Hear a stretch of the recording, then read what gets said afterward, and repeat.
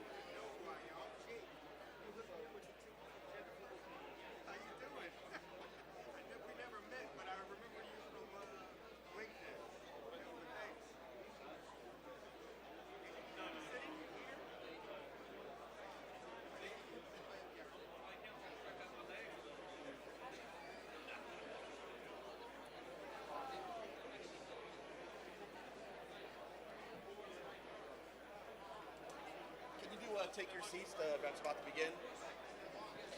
Ladies and gentlemen, please take your seats. The presentation is about to begin.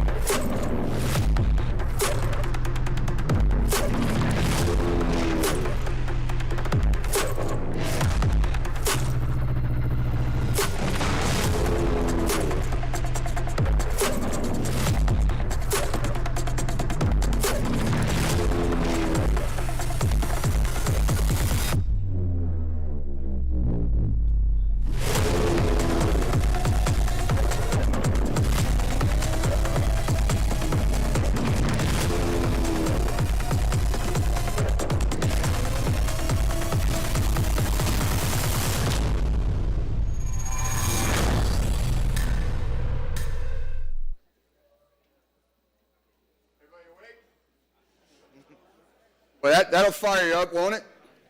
Fires me up. I tell you what, it's freezing outside. It is not freezing in here. You're welcome. Yes, ma'am. Hey, welcome to our forecasting industry. It is really bright in the lights up here. I cannot see any of your faces, but that's okay. So I'm just going to roll with it. I can't play off of audience feedback because I literally can't see you. Hey, welcome. Welcome to Towson, Maryland. Thank you for adjusting your schedules. This session is really meaningful for DISA as a combat support agency, for us to be able to explain the direction that we're headed. We've got a fantastic agenda today. You'll hear from the DISA leadership. You'll have the opportunity to talk to our program managers. You'll have an opportunity to interact directly with the leaders. And that's meaningful. It's meaningful that you're here in person, another 1,000 plus online joining us, but it really does mean a lot to we as the Department of War that you adjusted your schedules and made it here in December. We do have a fantastic agenda. My responsibility is to just warm up the crowd for my boss, Miss Arrington, who will join us in a minute. She and I have an amazing responsibility to drive the initiatives of the Secretary of War. As the CIO, she does what I refer to as the blocking and tackling, setting the conditions such that DISA can implement and drive the actual implementation of our solutions. If you saw the words that flashed in that video, readiness, campaigning, continuous modernization, and establishing lethality, those are the 4 priorities that I set for the agency about a year ago. We're a year into driving what that means. If I sum it up, it is delivering functionally relevant capability to our warfighting community. Functionally relevant capability at the time and place and need of our combatant commands, our principal warfighting organizations. Functionally relevant capability means that I do not hand Admiral Paparo a widget, but rather a fully integrated system of systems that solves a meaningful problem for the commander and his warfighting requirements. It does me no good to deliver a software solution if we don't have the underlying data transport, data fabric, security, compute and store architecture in order to make that software component relevant. If the J3 at a combatant command is attempting to establish situational understanding so that the J3 can inform the commander and make recommendations about the decisions, all of those pieces have to be put together. You have to be sensing, sensors in the right spot, moving the data to the right place at the right time. You have to have the compute architecture prepared to do something analytically relevant to present the information in a meaningful way. If you haven't put all of those systems together, you're not delivering functionally relevant capability. Tying it together is critically important. It must be done at the time and place of need of the warfighting community. It does us no good as a combat support agency to drop new capability into theater if it is not aligned with the commander's plan. What functionally relevant capability does the commander need? And when? And how do you integrate its delivery into the exercise and campaign cycle of the warfighting community?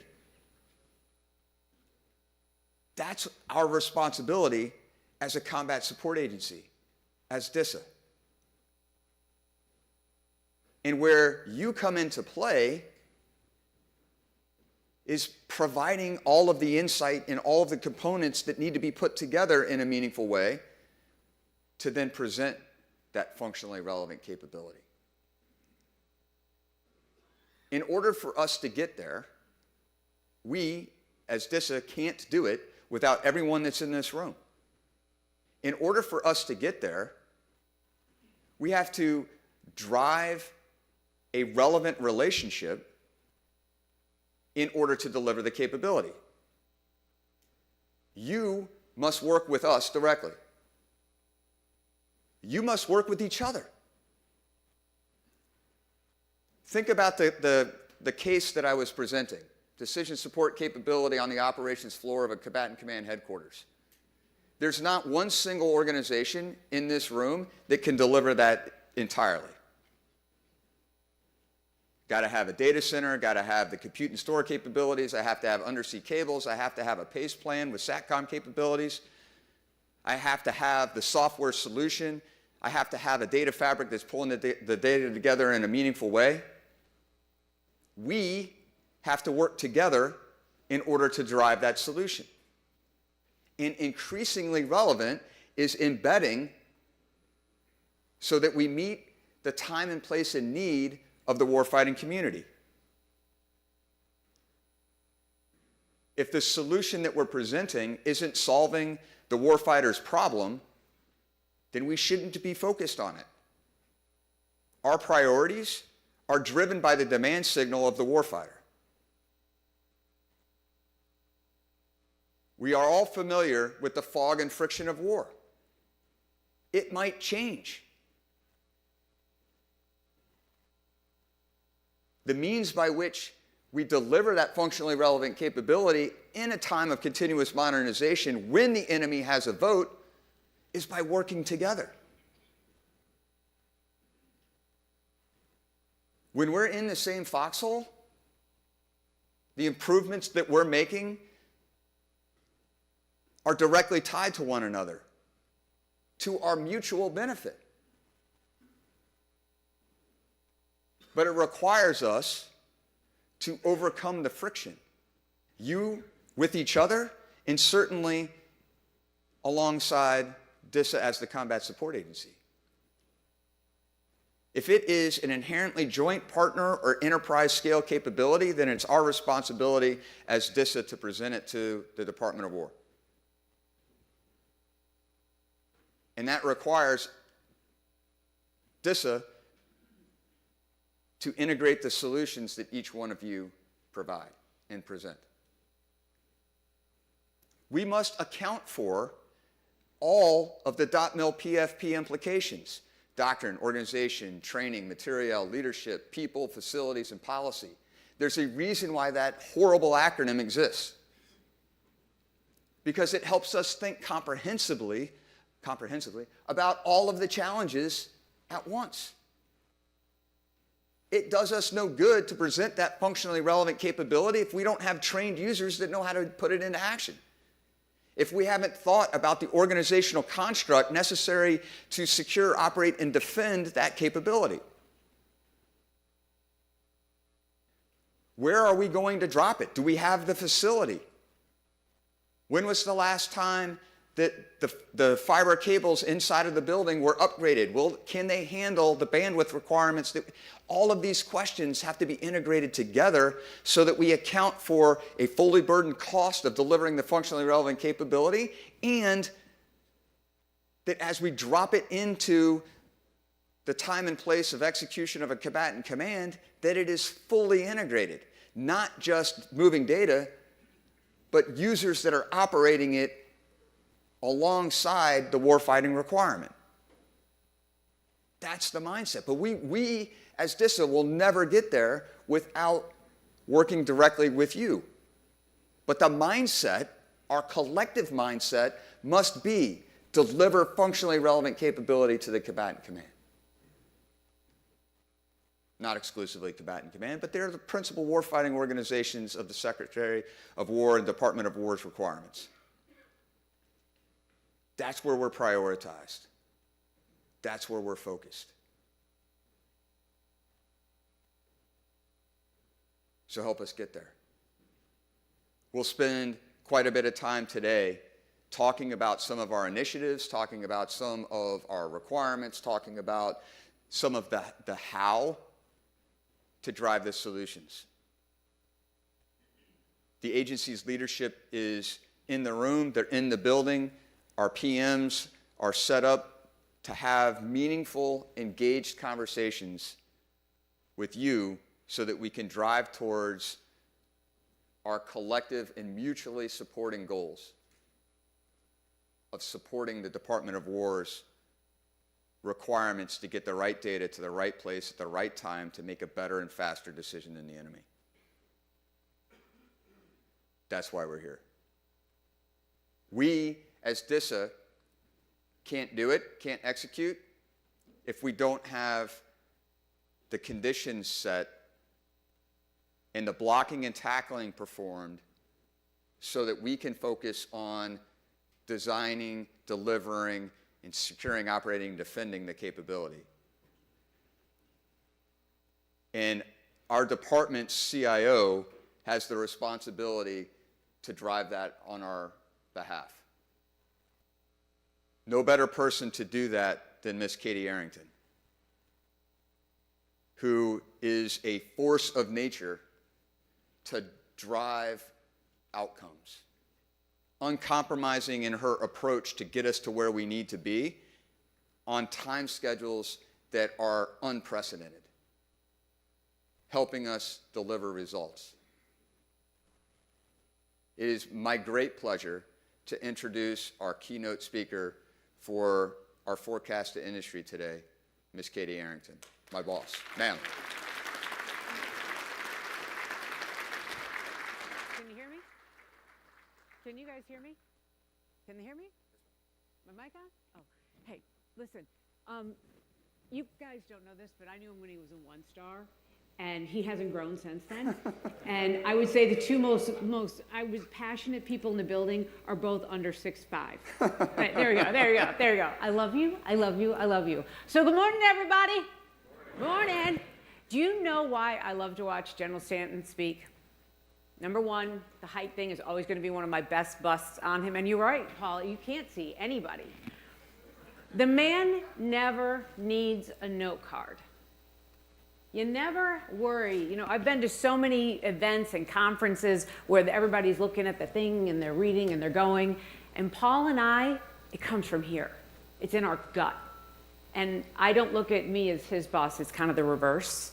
When I first came into the spot, the first speaking engagement I had was with General Stanton. And as I'm leaving this job, going to another job, I'm honored and privileged that I get to hang out with him one more time.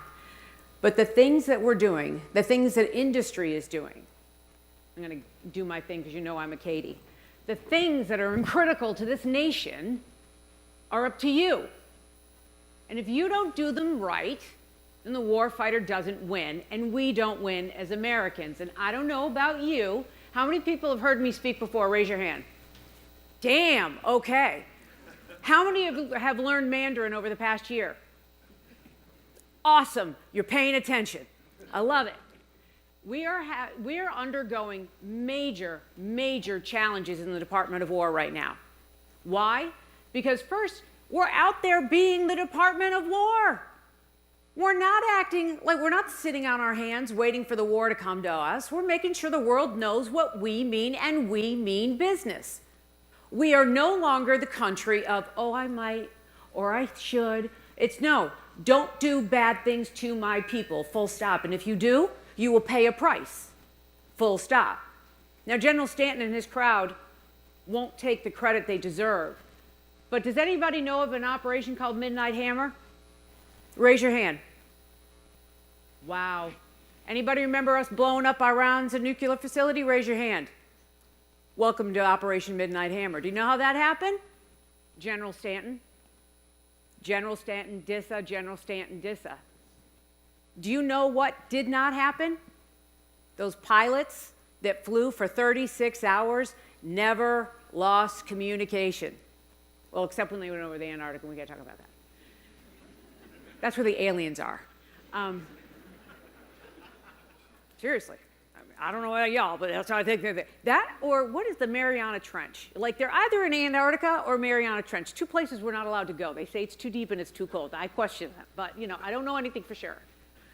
But because of the resiliency built into our DISN, our core, hi, Roger Greenwell, that didn't happen. Those men and women, and I know people like to gig the sec war because he said my boys, but you know what? I consider myself one of the guys.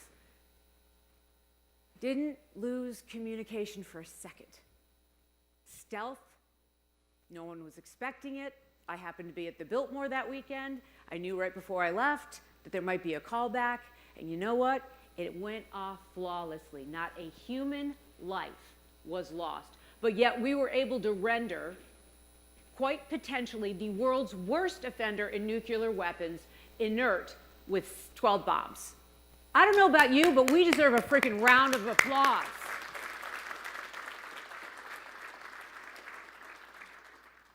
We're taking the cartels on. They're terrorists. They want to kill Americans. They love fentanyl. I love what we're doing. Israel and Iran, making peace. We'll see about Ukraine and Russia. But we're doing this all at a pace because the world cannot work at the pace of bureaucracy. It does not work at the pace of bureaucracy. Thank gosh, we're in a department now that moves at the speed of relevance. Because you know what, the warfighter, they don't have that option. They're there. And thank you to everyone in this audience who served or in uniform. We owe, so off to serve we go. So Paul and I have been working, poor Roger Greenwell, I spend more time, well, actually Roger spends more time with Dave McHugh and the CISO, trying to keep up with what Paul and Katie ask for. Because we ask a lot.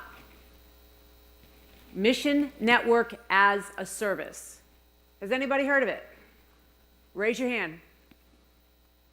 I stole that phrase from a conference in NATO. I take, I'm one of those truth to fiction people. I never pretend like I know more or I do more than I do. I was at NATO, and when you go and you're the representative at NATO, you are representing, what is it, like 23 countries follow our lead? 32. Thanks, Paul. The number's reversed. So I'm there representing the United States. And when I make a vote, I vote for 23 other countries. And we were talking, and General Stanton brought up Admiral Paparo, to which I think is one of my favorite combatant commanders of all time, because he doesn't let complacency be the word of the day. He has been on General Stanton and I to figure something out. And in fact, I will say, Paul, one of the things I take is Admiral Paparo calling you and I out in that email as visionary leaders. Because everyone in the department is like, no, you cannot make one network work for everybody. With Paul Stanton's brain, tenacity, and drive, and the technical aptitude that he has brought to this organization, along with the employees of DISA, we are making it happen. We are doing in less than 1 year what it has taken over 15 years in the building to create. One secret fabric in Indo-PACOM and collapsing all the disparate extra ones there. Why? So when General Paparo needs to say strike, he doesn't need to pick up and make 17 phone calls or log into 17 email sites to say strike. You don't get there in the time frame. We're going for our live fire in what, the end of February? First week of February. Yeah. That doesn't happen overnight. Between Paul and I, we figured out how to grab a hold of Navy funds and ride the multi-partner environment and change a culture. Because it demands it. Yes, we're doing CMMC. That, anybody in the room that didn't believe it was going to happen, ha-ha, joke's on you. I don't give up. People that think SWIFT wouldn't happen, ha-ha, joke's on you. If it wasn't for the furlough, that would have gone live in beginning of November, so look in early January. Software fast track, so you can ingest software and we can get it approved in days, not months and years. Making sure that we have a baseline called EMAS that can make sure that if an ATO is granted, then an ATO is reciprocated. We have the software assurance playbook. If anybody doesn't know about that one, it's when software has vulnerabilities, we work through them to remediate them. Blowing up the RMF, we're already starting to do it using continuous monitoring, the 10 tenets of what it needs to be. And we've done that I came in March. It's December. So anybody here that doesn't think change can happen, it can and will, but only if you have the desire to make it so. My mother, God rest her soul, and my father, God rest his soul. In case you can't tell, if psychological analysis, I'm the middle child. I strive for attention. Mom and Dad loved me, but apparently not enough. But we had 3 girls, all right, Connie, Debbie, and Katie. The IEs were a thing for my mother. The Kardashians have a K. Mine were the IEs. I don't understand it. But Mom would come to us girls, and I think it really did impact me more than I realized.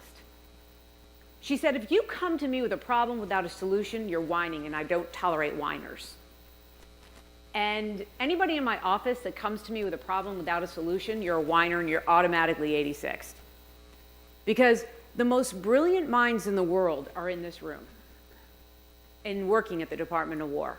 There isn't anything we can't fix, right? And my husband has this analogy, time and or money can fix anything. And the longer I live, and by the way, I turned 55, don't I look fantastic on Saturday? Yeah, I do, thank you. My plastic surgeon appreciates all the Botox. I had my 4 grandkids with me all weekend long. My husband thought it would be the best birthday present to let me spend a weekend with 4 kids, 2 8-year-old boys, 2 7-year-old girls.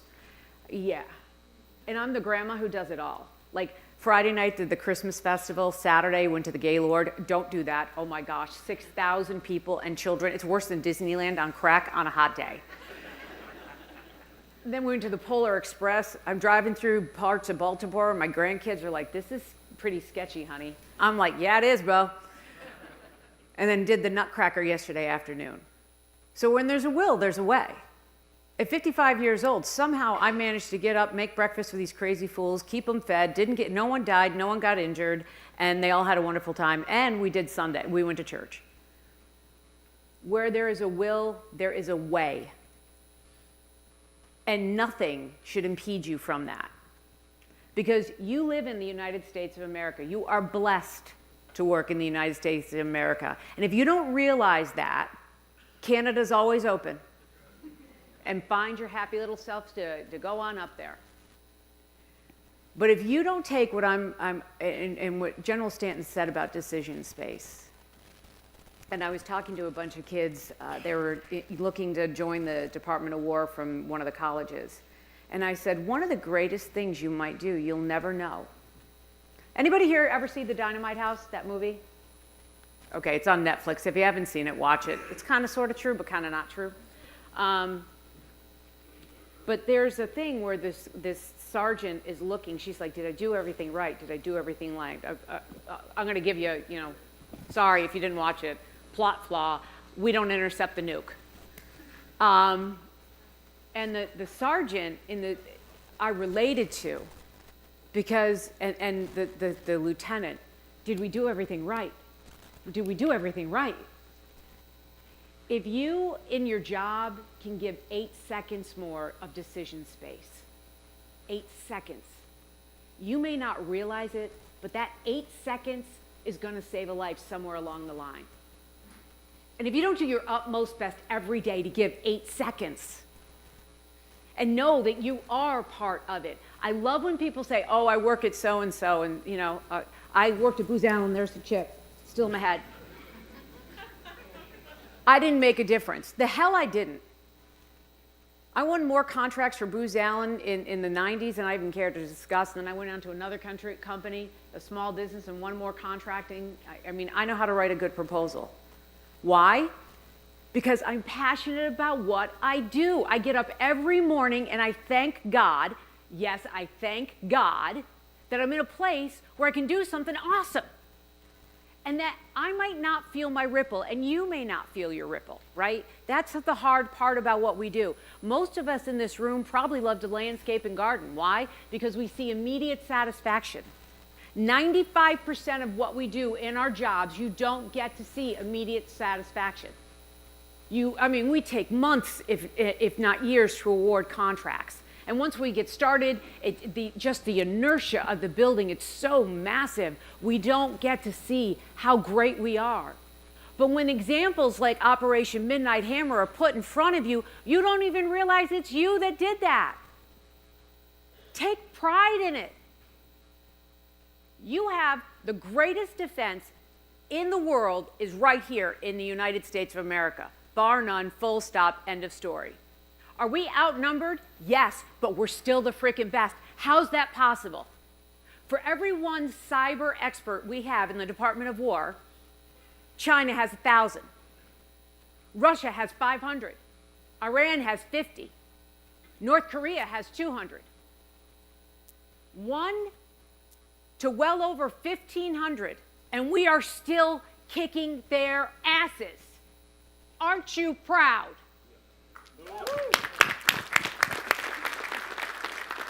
And you know why we are? It's not because of me, and it is not because of General Stanton, because it's a we thing. It's a us thing.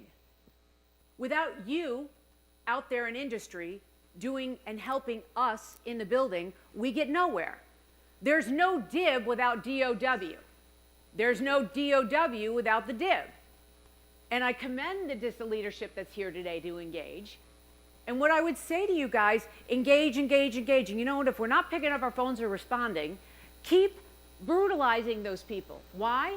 Because you know what? We work for you.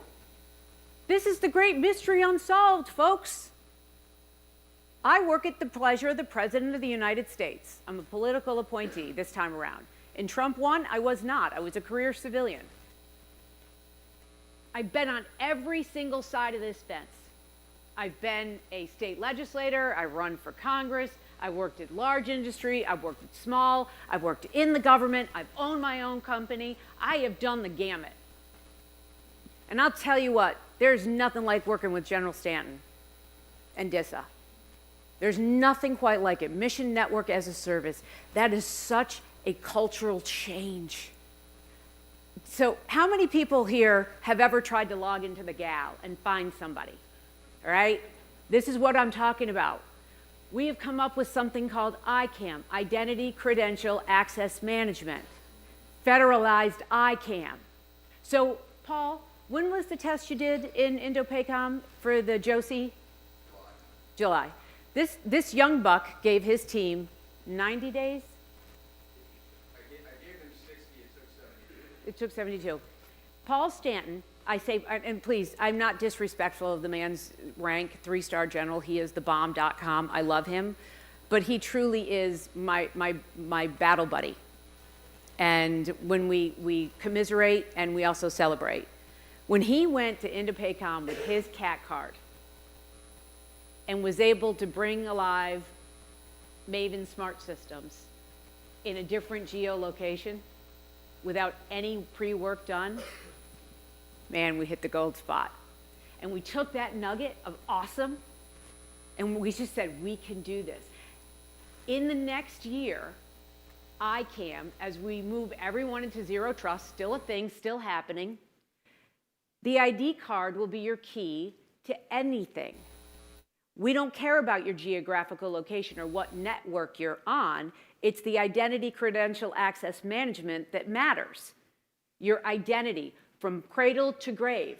Imagine if you are active duty, right? You start off active duty and you go to civilian, you still have the same ICAM. Can you imagine that we standardize that? And we are doing it. And not only are we doing it for us, we're doing it for the VA. So when you retire out of the services, your identity stays with you. How novel of an approach. If you move from job to job within the next year, you don't have to go redo all the paperwork. Your identity exists. Your CAT card enables you. Because why? We're labeling and tagging data appropriately. We're putting it into zero trust environments. So basically, the microsegments or the APIs can extract the information that your identity says you can see. How novel. Going to save the department hundreds of billions of dollars over the years. But it wouldn't have happened if you don't have teamwork, great, I would say amazing CSPs who keep pushing us to be more commercial, to get to the bleeding edge. You have a great leader in General Stanton, but it was the team that did it. We have Roger Greenwell as the CIO of DISA. We have Dave McEwen as the DoD CISO, Chief Information Security Officer. You have Jackie Snoffer, who I attended her retirement last week. She all of us working together with industry made it happen in 72 days. We could do anything. There's just got to be a will. And we're trying to get our arms around the acquisition strategy stuff. It's really hard. You know, I'll go on the record and say, I keep telling everybody the easiest way to make all of the acquisition problems go away is get rid of the Paperwork Reduction Act. And you don't have a problem then. That thing causes more problems than it ever thought. I mean, really. If you do anything to affect more than 10 contractors, it's got to go through a rule process. And the rule process is what I didn't want the CMMC to go through. If you remember Katie Arrington in 2019, I thought it belonged in sections L and M so we could tailor it to contracts and the program specific, not general. But I got pressured because I said it would affect more than 10. Well, then all of a sudden we have to make it a rule. And not that we just have to make one rule. We had to change the 32 CFR. We had to change the DFARS and then the 48 CFR. I mean, hence I had known I probably just would have, opened a Schlitz and called it a day. Stacy Bosjenic and Buddy Dees and the PMO, if it wasn't for them, I don't know where we would be. Because I was put on a timeout by another administration. We have all of the opportunity in front of us to do great things. And the only thing that can stop us is ourselves. We need industry. We need you. We need more innovation. That's why I created the software fast track. That's why I'm blowing up the RMF. It's archaic. If I check 162 boxes, by the time I'm done checking those boxes, that network, that environment's changed. Why bother? We have to get to the next pace. Mission network as a service. Okay, so we end up with every COCOM having a secret fabric that all the networks, our buy partners can join in. We're always going to have CDSs when it comes to our friends that we can't really understand their security process. But how amazing is that to think of all of the tax dollars that you pay for all these disparate networks, we can actually take that money and put it back out into industry for innovation. Or back out into industry, what General Stanton was talking about, tech debt. When we went to Indo-PACOM, just one comms closet, one, in Indo-PACOM, had not been touched for over 20 years. There's $127 million to bring that comms closet up to date. So we have to do better, and we will do better. But anything worth obtaining comes with a price. And, what do you call me, a laser-guided heat-seeking missile? Laser-guided munition. I'm a laser-guided munition. Don't put me on a problem that you don't want solved. But just know that it's going to be painful. One of my dearest and oldest friends, Ty Shivers, in the audience. There's a support group for those people who know and love me on Tuesdays and Thursdays. Ty, do you want to give everyone the phone number? Because anything that you do in this life, if it doesn't cost you something, is it really something you value? And think about that. I love a good Gucci. I mean, if you can't tell I'm Gucci, all in. I'm Gucci. I work hard for my money, and I like this. This is my reward. That's how I pay myself back. But in my job, if somebody tells me, ma'am, that's really a hard problem to solve, I say, good, give it to me. That means when I solve it, you're going to feel foolish. Because if I can solve it like General Stanton and Katie solved the whole problem of network connectivity in less than 72 days, give me something new to solve. And I didn't do it because I'm the smartest person in the room, and I thank God, and I say that every morning, and I will go on one knee before my Lord and Savior and say, thank you, God. I am never the smartest person in any given room. And I keep that mindset every single day of my life, except for my children, to whom which I remind them every day I know more than you will. And they remind me every day I'm wrong. But we have this opportunity right now, this great opportunity to seize on some really huge momentum. But if I get the naysayers from the audience, right? The people in the CMMC that drug their feet, it's so painful, it's so hard. You know what? It was the fear that was holding you back. Don't let fear get in the way of your success. You're gonna make mistakes. Everybody, say it together. We're going to make mistakes. And you know what? The faster I make them, the faster recovery time, the more risk reduction I can add to it, the more risks I want to take. Don't hold us back by the, it's going to cost, or it's going to break, How about we just lean in? It's software. If it doesn't work, I take it out.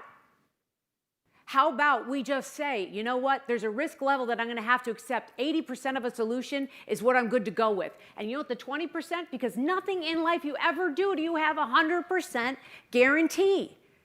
But yet in our industry, we think if it's not 100%, that if we haven't put it through every test and it has passed every test, then it isn't a good thing.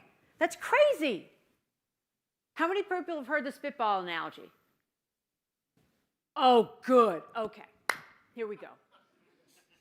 In one corner of the room, you've got the adversaries.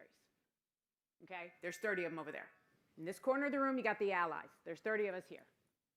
Then Sweden, because they're always the moderators, they come out, and they're like, listen, you have 1 hour. The most spitballs on the wall wins. You don't even hear the adversaries. They break. They don't talk to anybody. They go, and they are just going out on their own. And within seconds, you start seeing crap, literal crap, flying on the wall. And that does not stop. They don't care where they're resourcing their water and their paper products. They don't care. Their thing is the most wins. Now, we, on the other hand, we on the allies have to have a meeting about leadership, because what's the most important part of any mission?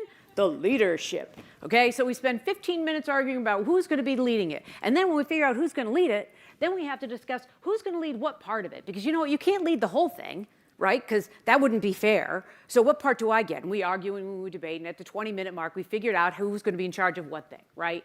Then we all have to say, well, who's going to pay for it? And then suddenly the room goes quiet, and for 5 minutes, nobody's talking. Okay, not a word. Meanwhile, the adversaries are out taking diapers off of children, okay? Because that's pulpus, it's paper. And they're putting it in, their water, blood, they don't care. They're chucking it at the wall. It looks like a crime scene, but the wall is filling up. At this 30-minute mark, we decide, oh, wait a minute, are we acquiring the water from a clean water source that isn't offensive to anyone else? Well, let's make sure we research that. At the 40-minute mark, we go, wait, the wood, oh, what? Is it affecting a rainforest somewhere? Is it the right type of wood? And at the 45-minute mark, meanwhile, the adversaries the wall is now just completely covered.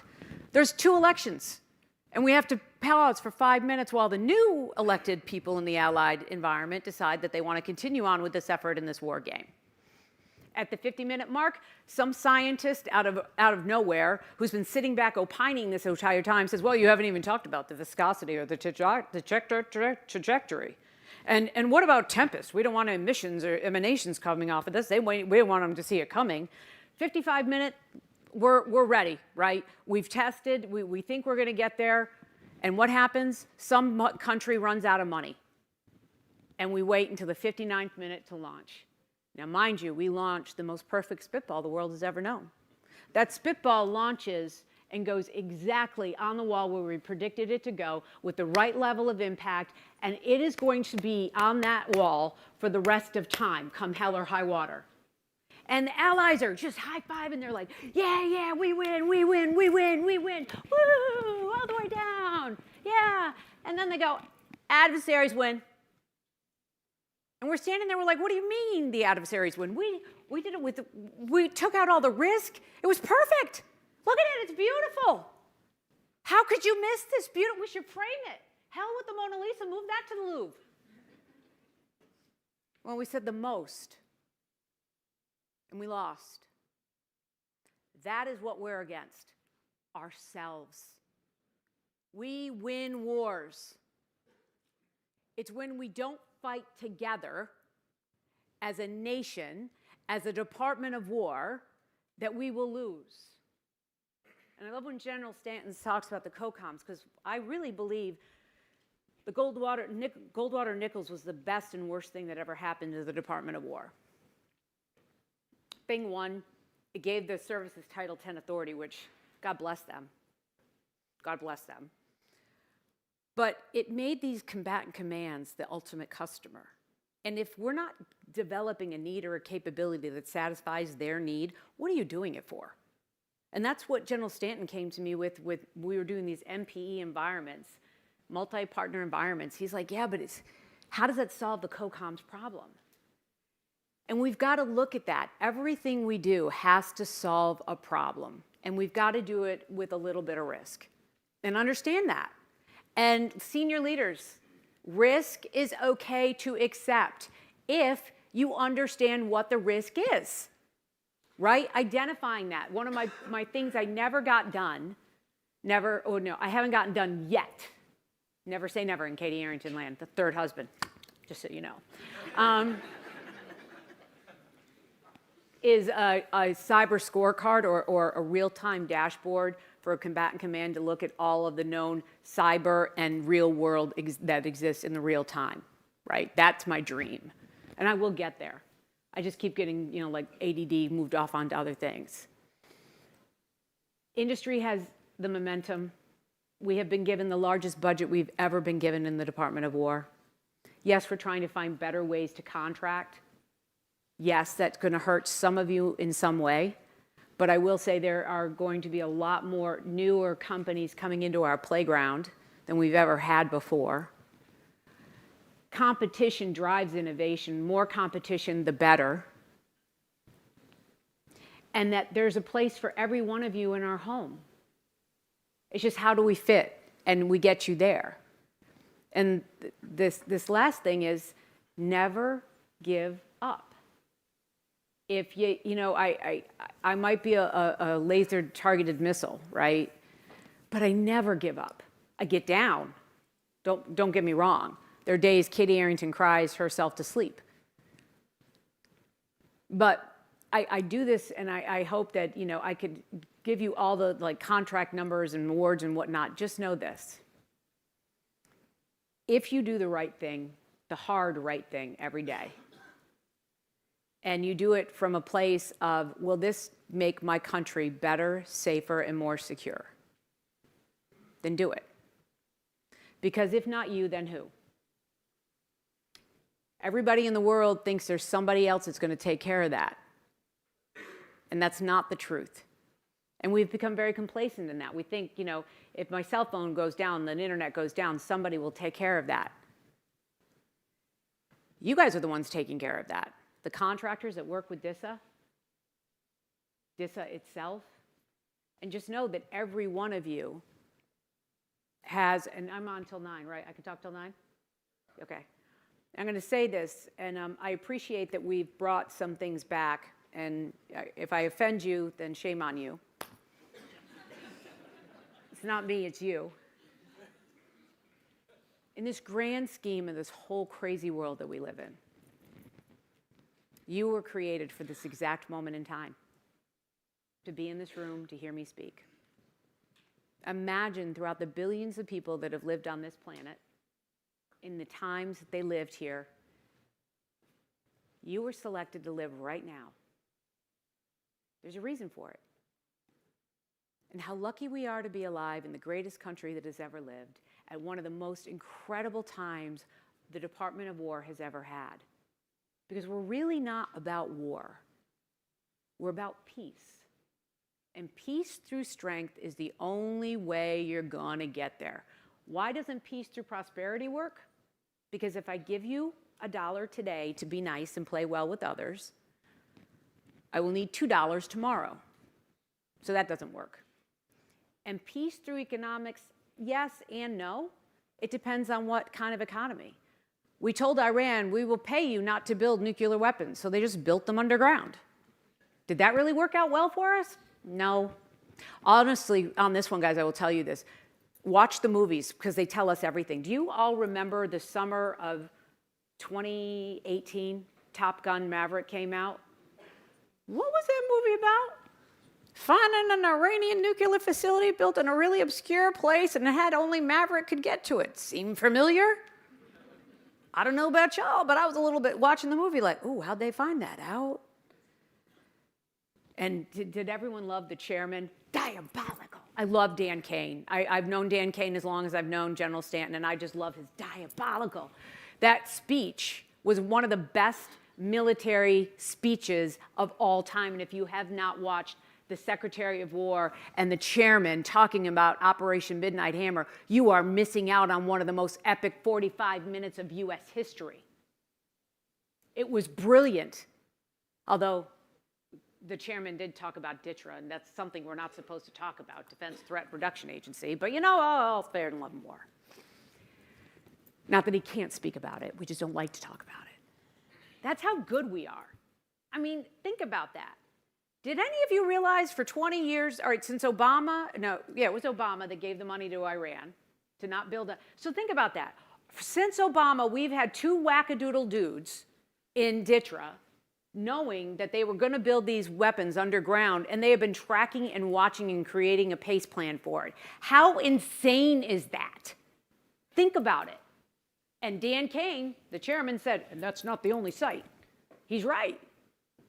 We're the best country in the world. And our objective is, if we're stronger, better every single day as a whole, the world takes a breath and goes, oh. And I don't know about you all right now. I think the world needs a lot is going on. A lot. And the more that we're able to project that we are a beacon on the hill of light for democracy, that humans, life, mean something, that we respect each other, and that we want countries to have ideological differences in us, but let them stay in their countries, don't infuse into mine, right? I love my country. I'll die for the right for you to say whatever you want to say about me. Because believe you me, Katie Arrington, they have said some stuff about me. They have every right to. Sticks and stones may break my bones, but words will never hurt me. The opportunities that we provide people. I was at one of these events with the grandkids over the weekend, and there was somebody there from a country who had never seen so much of everything. And we're so Americanized that we don't realize how good we really have it. You go to a grocery store and you're upset because you can't get the macaroni and cheese you want, but there are 17 other options out there. Do you realize how obnoxious we are? We get upset because, somebody said something that offends me. Meanwhile, in the Sudan, Christians are being slaughtered just for being Christians. Women and children beheaded. And we're whining about the fact that I have to wait 15 minutes in a queue. Do you realize how obnoxious we are? How good we have it? And we didn't get here on our own. We got here based on other Americans, other people just like you and me in another place and time where God created them to be in that exact place and time to create this country. And your job as the people that are here now is to honor their sacrifice, what they gave up so we can have. And my job and your job right now, like I said, I'm 55. My life is laid out in front of me. I would die as I stand here that if I don't do enough every day, my greatest fear of death, and believe you me, I've come close.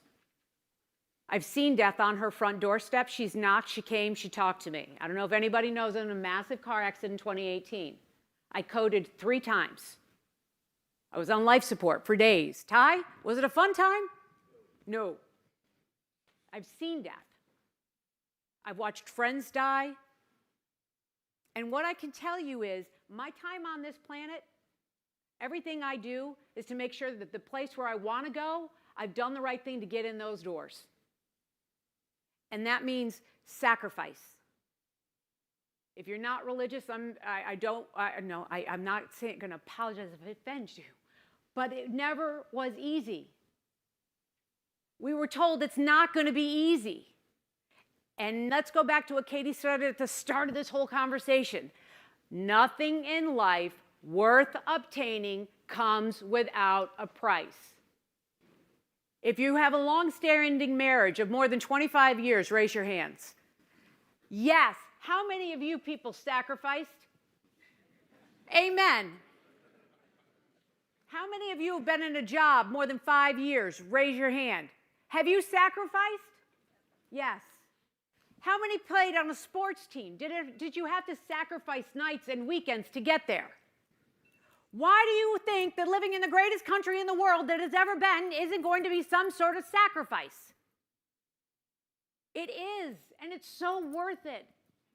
And if we all do our job right 80% of the time, then my grandchildren and your grandchildren and their grandchildren will have an opportunity to exist in the type of freedoms that we use and live every day. But that comes with sacrifice. That comes with obedience. That comes with diligence. That comes with dedication. Sec War came out and he said, Katie, there were 3 objectives. If it's not lethal, don't do it. If it doesn't make me more ready, don't do it. If it's not efficient, don't do it. Real simple things to say. You threw in the continuous monitoring. Very cute hype video, though, by the way. But these are the things that have made our country the greatest country that's ever been. And we're going through an evolution right now with AI. I don't know about the rest of you, but we are under an AI revolution, and we are ingesting more AI than we know what to do with. That makes me happy, and it scares the crap out of me. I'm seeing some AI creating holographic code and holographic libraries of code. That scares me. I'm also seeing AI decreasing workflows and making it more efficient, and I'm very excited about that. Who here loves ChatGPT? Oh, yay, give me more. What's it doing to our youth? Rotting their brains. So how many in this room have kids or grandchildren? Raise your hand. All right, I'm going to give you a homework assignment in my last 4 minutes.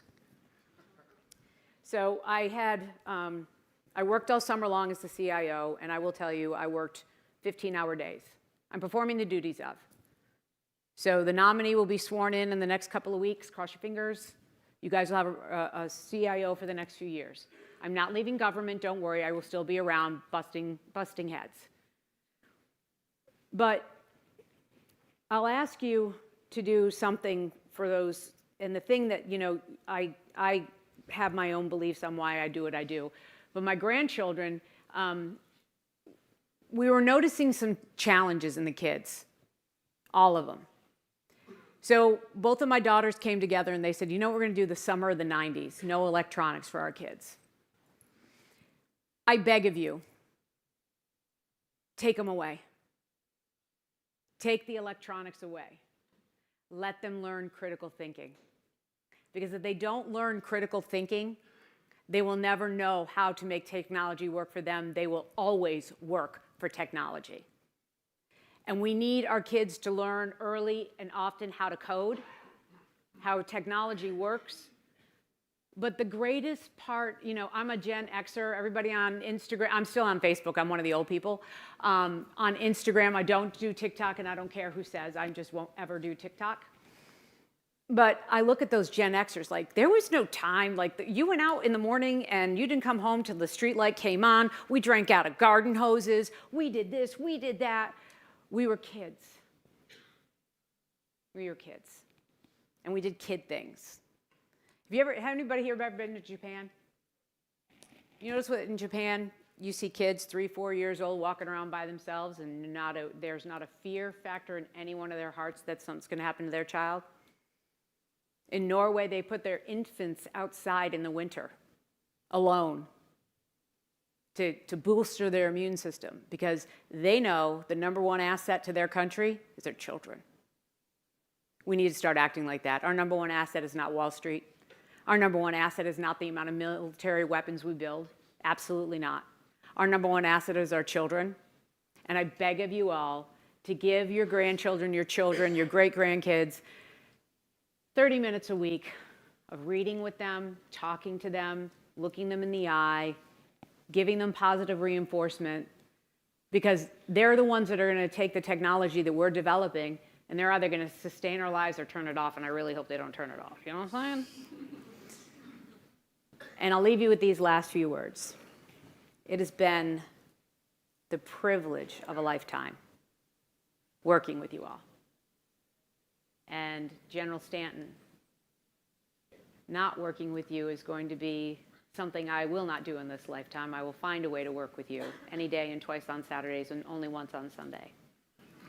You truly are one of the greatest leaders I have ever encountered because you lead by your heart.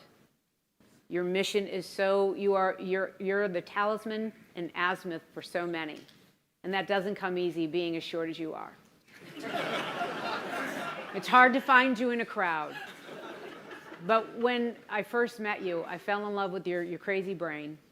To this day, I'm still crazy in love with that brain. And that people like you are unicorns. And thank God for unicorns. And working with you this past year, you've made me laugh, you've made me cry, you've made me get on planes I never wanted to get onto. But you never once have said, we can't do that. And I thank you from the bottom of my heart. And Roger, my CIO nightmare friend. Because Roger and I, we argue on email a lot. Like, Roger, why are we doing it this way? Well, bam, the law dictates it. Ah, screw the law. What are we going to do here? Thank you for your dedication. Thank you for your years of service. Thank you for being a great partner. And to everybody else in the room, if I don't get a chance in this lifetime to say thank you, I sincerely mean thank you. You are the fire in my belly. You are what I get up every morning and I come to work with, to find a way to yes for every single one of you. And I just ask that in my last seconds, dear God, I ask you at this time to come and just let these people feel the presence of hope, of gratitude that we have to be in this country and that we have to have each other. And that remember that we are just people on a planet trying to survive. We don't need to call each other nasty names. We don't need to take our personal grievances out on each other. We need to remember that we're citizens of the United States of America, and by God, we are blessed to be so. Don't ever give up. Never use the word no in your vocabulary, unless you're being accosted or somebody doing something bad. But if it's in a work environment, figure a way to yes. Figure a way to yes. And with that, this is my last speech as performing the duties of the CIO for the Department of War. And I cannot tell you what an honor it has been to serve you, this nation, but to work with you, General Stanton. I love you. I really do love you. So, I don't want to go. let the record show how much taller I am than her. Ma'am, thank you. Thank you for your investment in time. Time is the gift that you can never get back. And the fact that you drove all the way up here and are headed back to the building to do more great things for the department, thank you so much for your investment in time. Thank you so much for your partnership. Over the past 9 months, we have gotten a lot done. You are a laser-guided munition. We will point you onto another target, and we will make progress. On behalf of myself and the leadership at DISA, thank you, ma'am. Thank you. Thank you.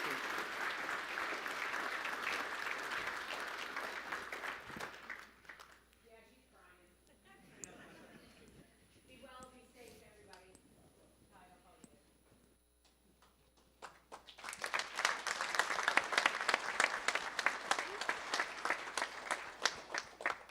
Thank you, Ms. Arrington. Now it is my pleasure to welcome Mr. Douglas Packard, Procurement Services Executive and Director of the Defense Information Technology Contracting Organization.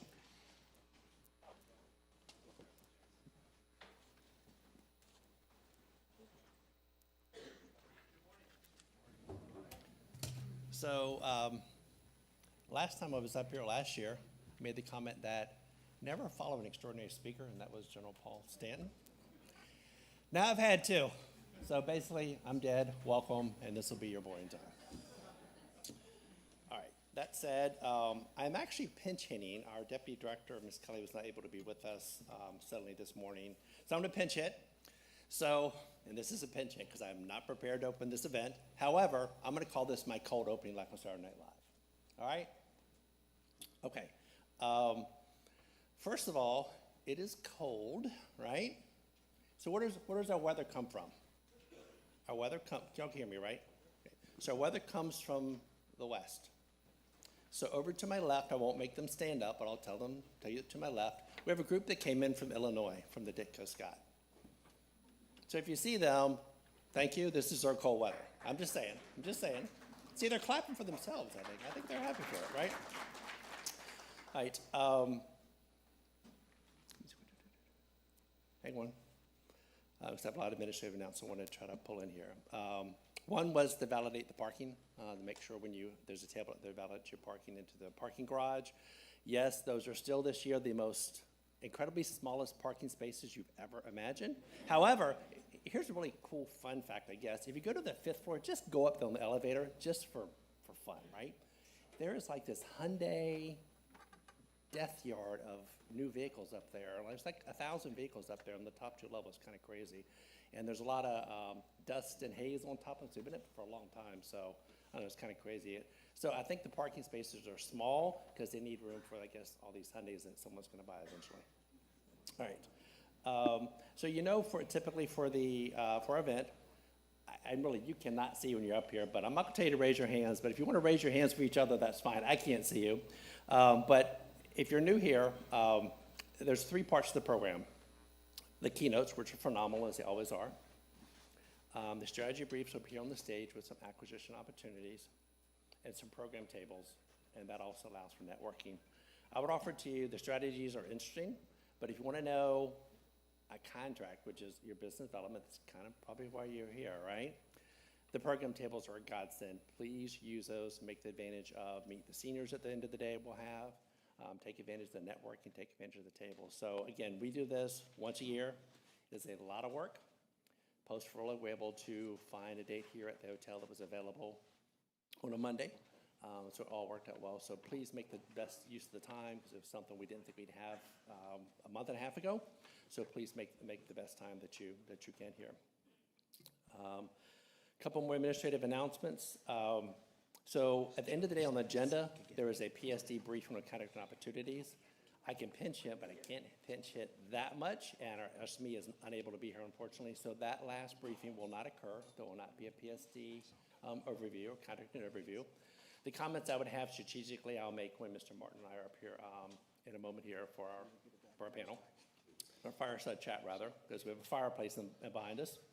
Let's see. So not the best day because the Ravens didn't win, so I didn't wear purple today. If you haven't seen Mr. Martin, he is not smiling. The Chiefs didn't win last night. But as he would tell you on Saturday Night Live, there's always the Bears who are questioning this year. They lost in the recent game, but as you know, the Bears are having a good year. Okay, so a quick segue to something else for me personally. So after many years of federal service, 35 plus, I'll leave it at that. So I'll retire in January of next year, about a month and a half away. A lot of time thinking of, as Ms. Arrington spoke, a lot of what I've been able to do over a lot of years has been a lot of work, a lot of time, a lot of hours. Did pretty well in college. I had to read the book twice and take notes twice. It didn't come naturally. I made work for 12 hours a day. I apologize to no one, even myself, that I do that, because maybe it takes a little bit longer. But I did that. 2 things I'll say.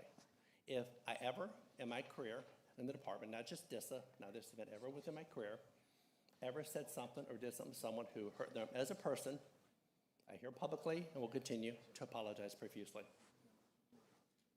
If I asked a contractor to work harder, to deliver quicker, to cut me a corner on cost, if I asked a civilian employee or a military employee to do a little bit more, give me 59 more minutes in the day, do a little bit harder, I am unapologetic if I did that.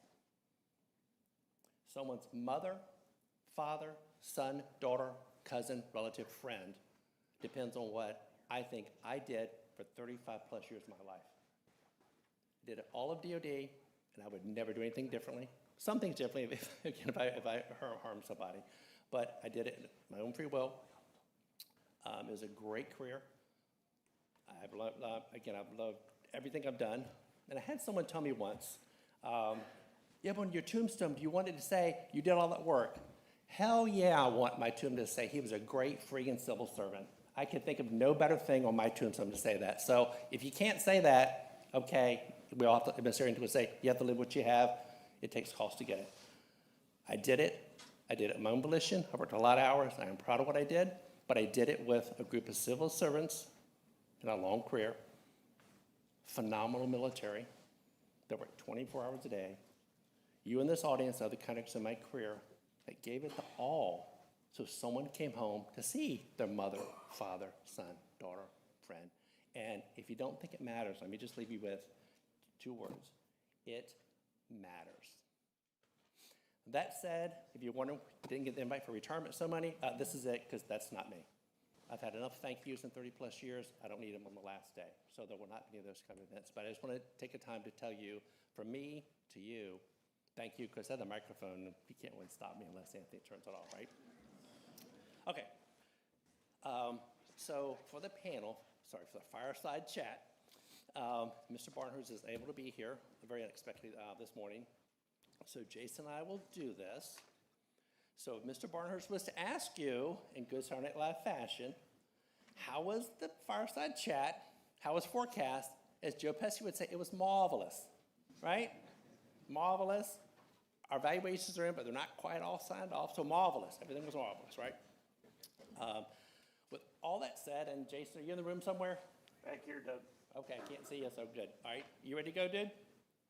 We need a couple minutes to get set up. Okay, set up. And after that, as my cold opening, which I've never done until now, so live from Baltimore for our forecast industry, and I think, Tony, you're going to give us a little bit of legway into the fireside chat, sir? That is correct. We'll take a brief 5-minute recess while things get set up. All right, get your recess.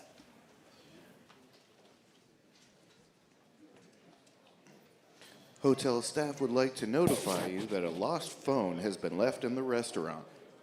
If you are missing your phone, please see hotel staff.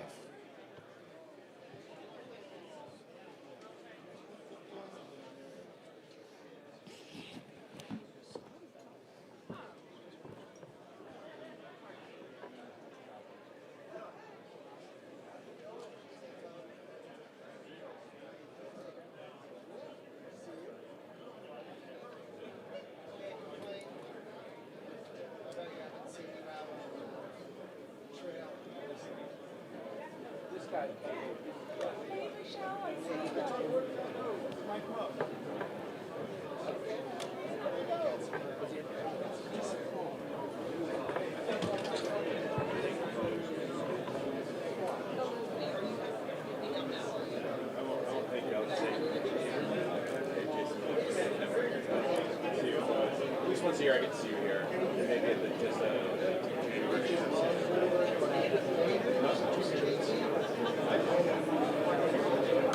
Were you here to government?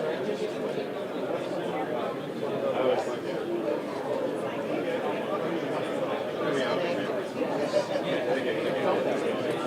Now, once you leave, it's up to you. Tony, we announced there's actually Out of the social media. Yeah, but like, it's like one of those, like, what's it?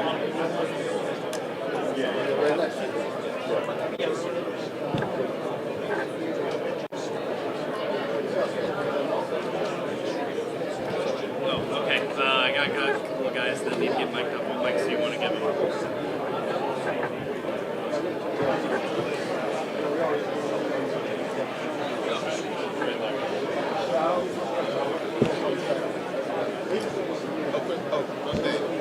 the audio. You're in a high pitch sound. Yeah. That's the pitch. So I had to That's good. We don't need the Oh, they have. But guy.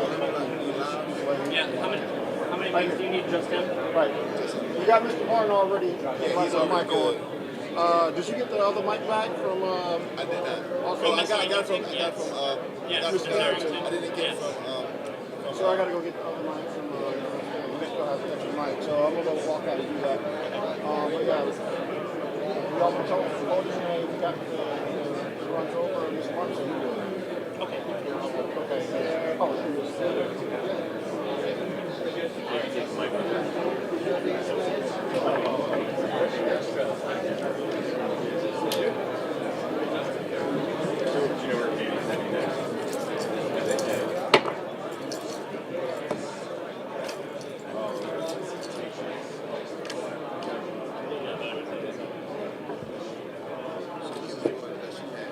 Yeah.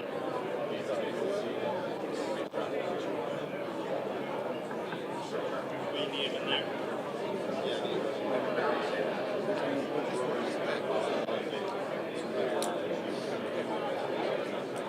Wonder if the cable wire is bad. Right, here you go.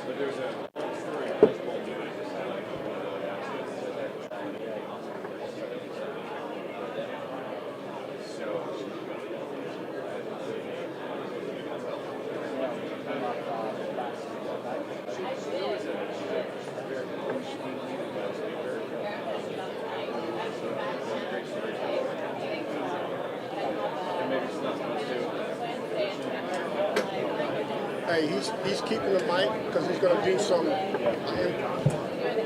He's doing an impromptu session. He's Okay. going to interrupt him. So Okay. when you see him walk up, I need you to turn his mic back on. Okay. He's going to be sitting over there in that corner.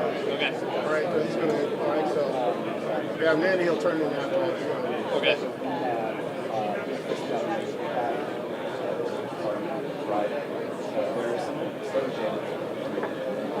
So Devin, the mic for General Stanton is going to be Beverages. on stage during the session.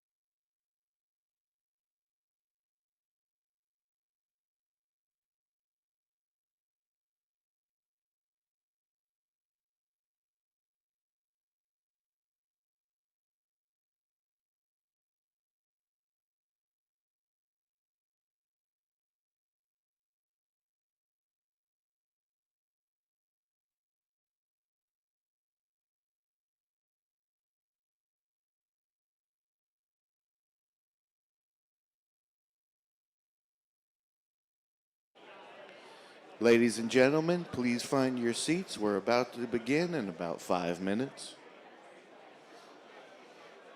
I'd like to notify you plenty of seats are available. Please squeeze on in for you standers out there in the back.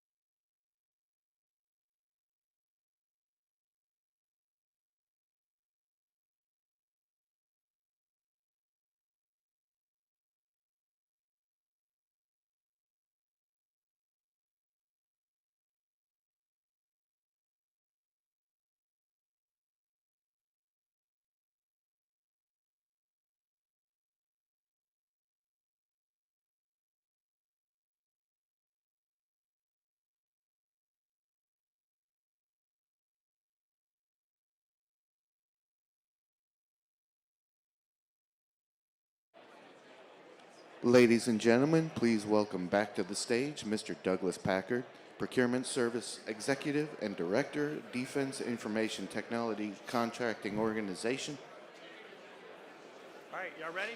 for our fireside chat. Fireside.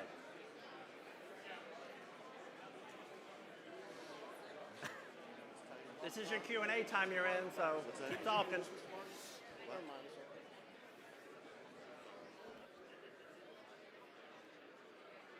Whenever you're ready. Go. Go ahead.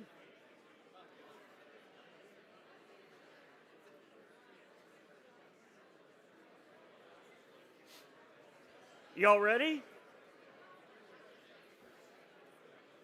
I'd say go ahead, Doug.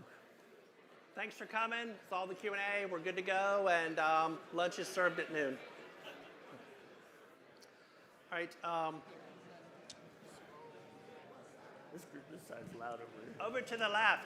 Hey, left. We're good. We're ready to go. Okay. Right. Thank you.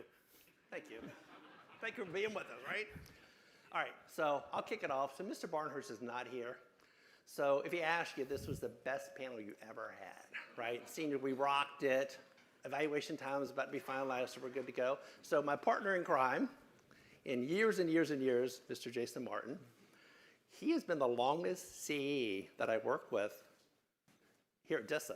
They've changed. Typically, they were the vice, and then Mr. Montrano and Jason. So, and Chris will ask Mr. Barnhurst asked a lot of different questions, and he'll ask me something, and I think about once a week, one of us says to someone in the agency, yeah, Doug and I, Jason and I, we talk every day, and we do. We have a lot of conversations. So let me talk about something that's kind of the nearest and dearest to my heart, the thing I deal with the most, and I think my predecessor will deal with the most.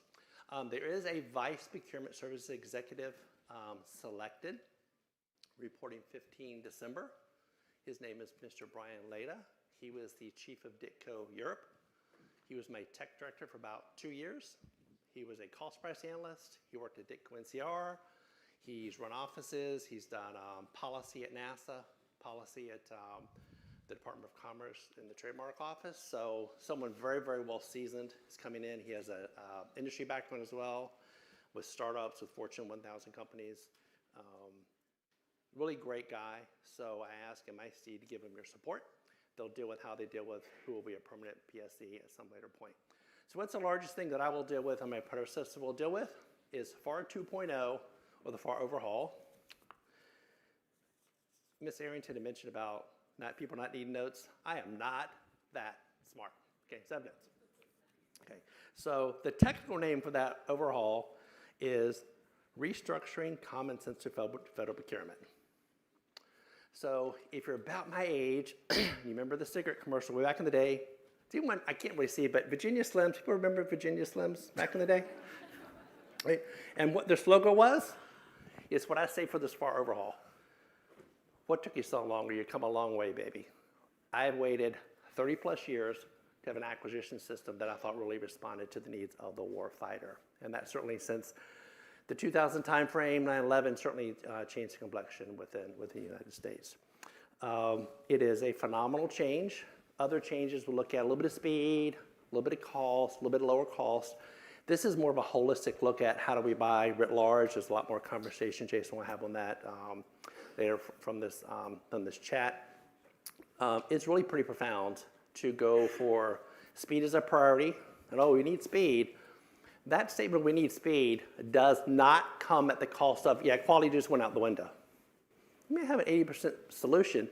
80% needs to deliver something, not put on a shelf, look at, we have 80%, can't use that damn thing, but we got 80%. No, speed comes with some rigor, some discipline, some training tools, et cetera, to make the 80% work for someone instead of charging for the 99.9%. There's a lot of deviations have been issued in the FAR. They've all been issued as deviations. The defense FAR supplement will be issued 2 tranches. It'll be part 1 or part X to X. Second tranche issued some weeks, maybe a month later, will be the second part of the DFAR's complete overhaul rewrite. There'll be a common date that will be issued. After that, we'll start looking at it now, which we have been for any early wins. After that, we'll issue out the DISA FAR supplement. So a lot of things within the rewrite is kind of left at components. And let me discuss one that near dear to my heart and my time in federal procurement, as in Carlen Capenos. There's a statement that set-asides on a multiple award schedule, federal supply schedule rather, or a multiple award contract are discretionary.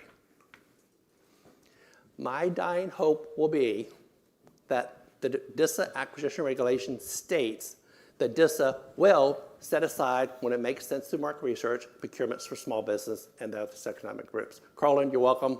Send me a check later. We need to do that. It is the right thing to do. From innovation, the startups, whatever, they are a small business. That's what innovation is coming from. You look at Ukraine, people are doing things in garages that would take the U.S. years to conduct in a big forum. So that's the biggest thing with the issue. When they come out, we'll have to take a lot of time to write that up. So I was asked once, and I'll turn this over to Jace for what's closest on his mind. I was asked by a couple people, what's the biggest risk in all that rewrite and all that overhaul, whatever? My comment was, the only risk we have is we don't take advantage of it as soon as possible. So I was advised that once it's all done out, this is issued, this is like in the summer time frame, by 30 September of 2025, we'll issue out a new acquisition regulation for DISA. By 30 September, I'll train folks, and we might get a first thing maybe in 2027 by the time we come know what it is. My comment was, you got 90 days. And by the way, any day now, give me the top 5, top 10 things I can do now and not have to write a regulation. HCA, Head of Connectivity, I instruct we can do blank today. I don't need to rewrite the whole DARS over 90 days, which is what I gave the team to do. But our risk is we don't do this quick enough, and we don't have you telling us along the way, by the way, you know this with the doors, you know we really didn't like it. This is what it does to us. You can certainly start sending those things at this point as well. That is the biggest thing I have. I know he loves my procurement system, so he has nothing to add editorially. But with that, I will turn over to Jason and see what pearls of wisdom he has to offer us. The first pearl of wisdom is y'all can't stand all day. There are plenty of seats, so I recommend you get comfortable. You have to listen to me for the next hour, and then we go into the PEOs. So I would recommend you sit down if you can. I'm more than happy to continue to talk while you do that.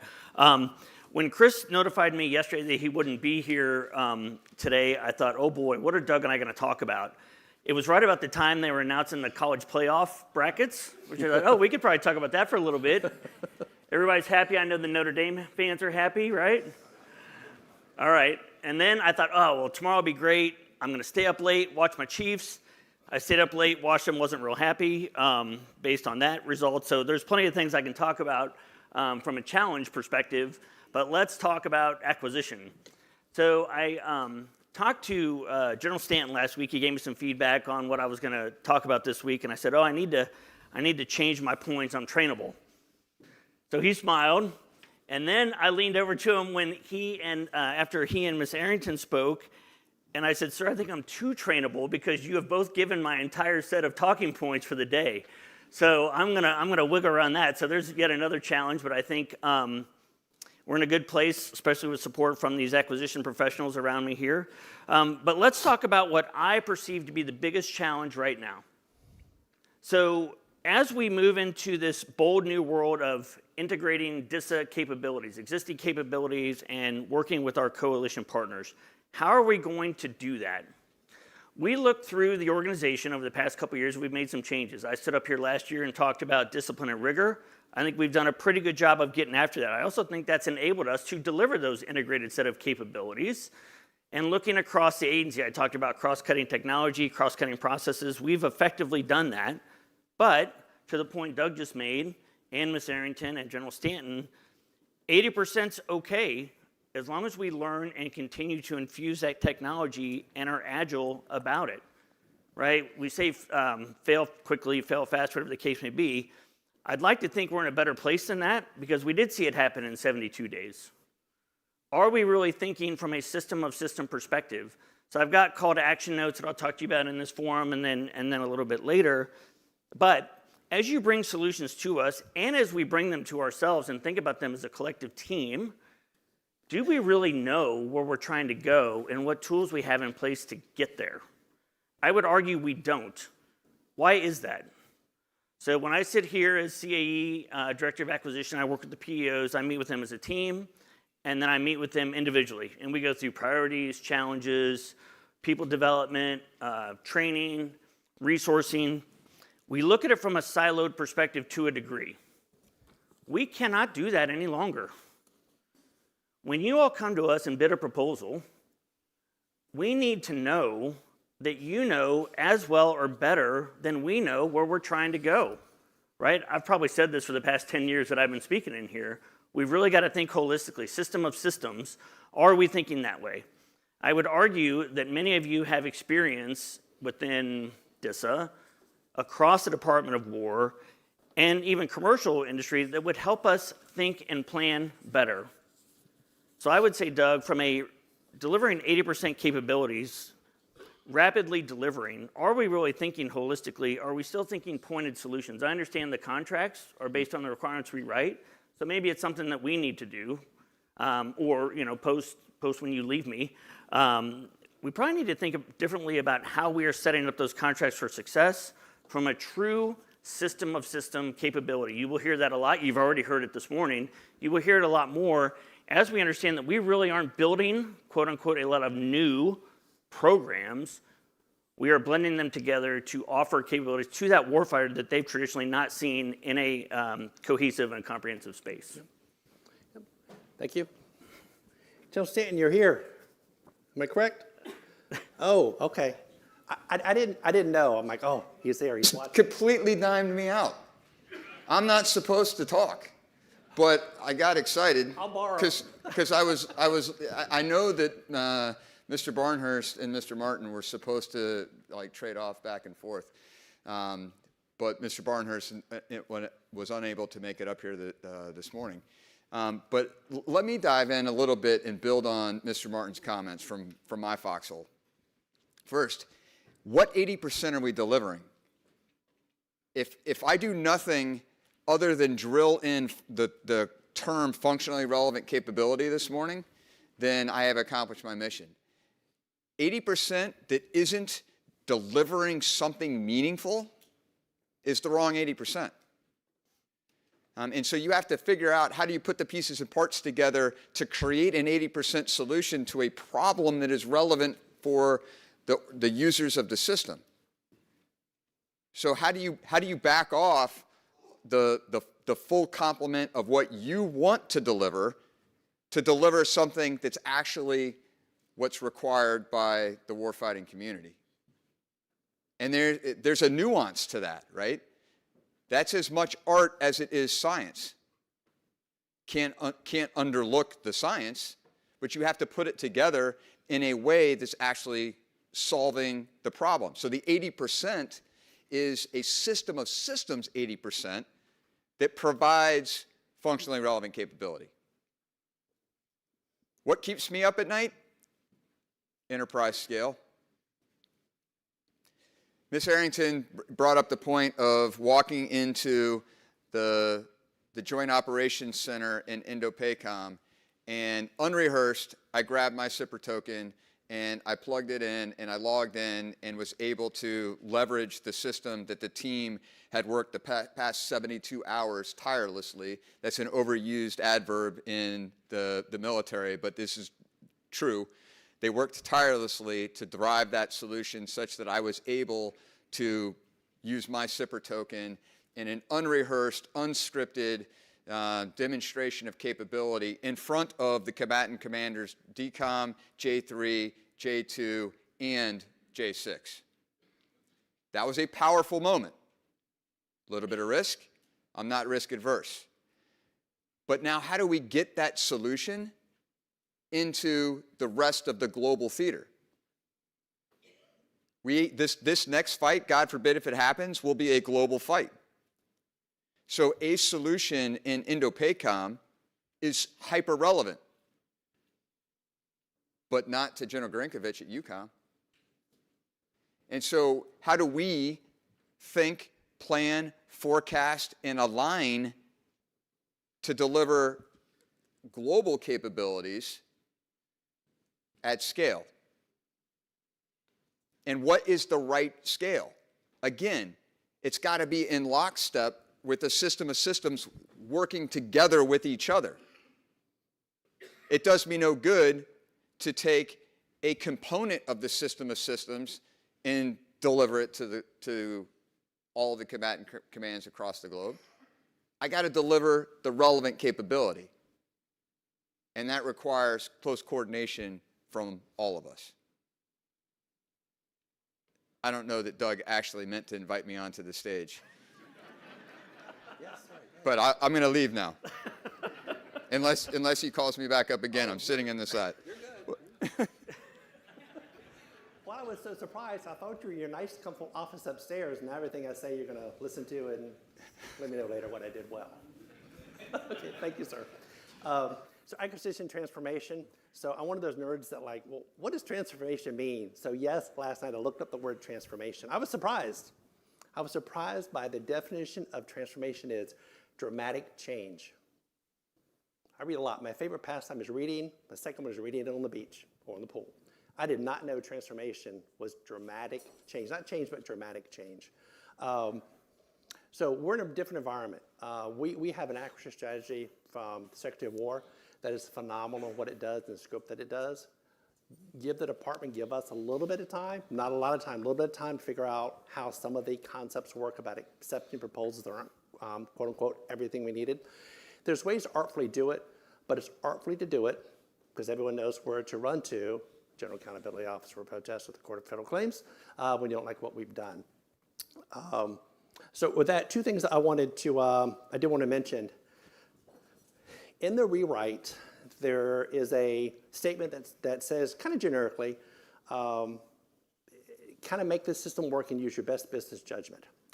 There was a statement in there as well from 1996-ish, I'm old, that says, if the FAR does not state you cannot do it, or not permitted by law, statute, or a very finite regulation, it is permissible.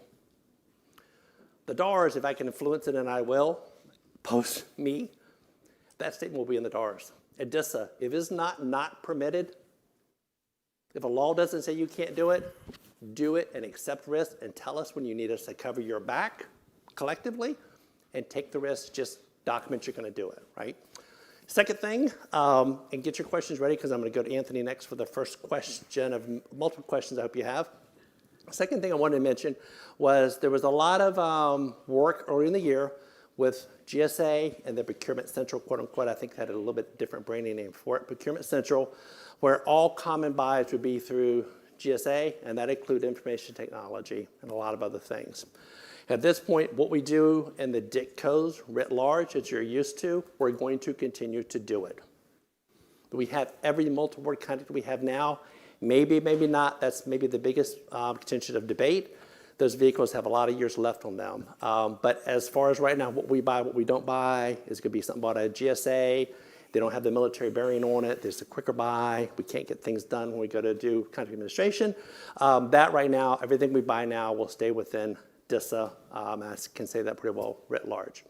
With that, Anthony, pray tell you have a question.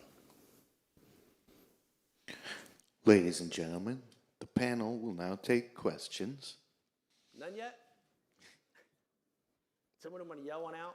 Well, here, Doug, I'll go ahead and talk about. You can't answer your own question. No, I'm kidding. Go ahead. Well, hopefully I'll be asked this, but let me go ahead and try to answer. So, memo came out to address rapidly fielding capabilities and changing acquisition processes to get after things a little quicker. As we've talked about, speed's certainly important. So, for those of you that have worked, how many of you have worked with us in the past? Okay, so you know sometimes we're fast, sometimes we're not so fast. We've spent the past year to year and a half reshaping ourselves to be faster. And I think we've done a good job. So from a good news perspective, we have realigned into portfolios already, right? You're going to hear from PEO Cyber, PEO Transport, PEO Services. Those are portfolios. Also within the J9 and J6, we've aligned them into portfolios. They've proactively done all that. So I think from working with us perspective and us being compliant with the new way hand acquisition, I think we're close. The other thing is consolidation of funding, being able to reprioritize and move funding around. We have reduced the isolated, I would say, that's probably not the right word, but the smaller PEs to get after being able to allow these folks to pivot and change. That's how we did produce a capability in 72 days, right? We were able to move the funding around, work together to say, okay, this is the priority, these are the people and the dollars we need to get after this. So I think we've done that also. And then what you will start to see, if you haven't already, I've got about 70 plus programs right now that are in the adaptive acquisition framework. There will be more, right? Software acquisition pathway is the way. We are going to start doing more and more of it. I've got some really big successes already in some of the portfolios. Across all three, I think PEOs are using SWAP already. So I think from a good news perspective, like you say, we are in line, we are ready to work with you, get you back on the team if you're not on there, be on the team and start to think differently. With that comes a little bit of responsibility, right? I need you all to be trained up, and I need you all to be thinking proactively and in line with this acquisition, revised acquisition way ahead, to really think about how we should be doing those things and falling into software acquisition pathway early, back to the point about understanding the environment that you're coming into and make sure you're ready to execute at the speed we need you to. All right, thank you. Anthony, you got a question? Quentin, questions? No, you're killing me. I gotta read all this. Nobody has any questions. Normally there's like a line of people. Please. There you go.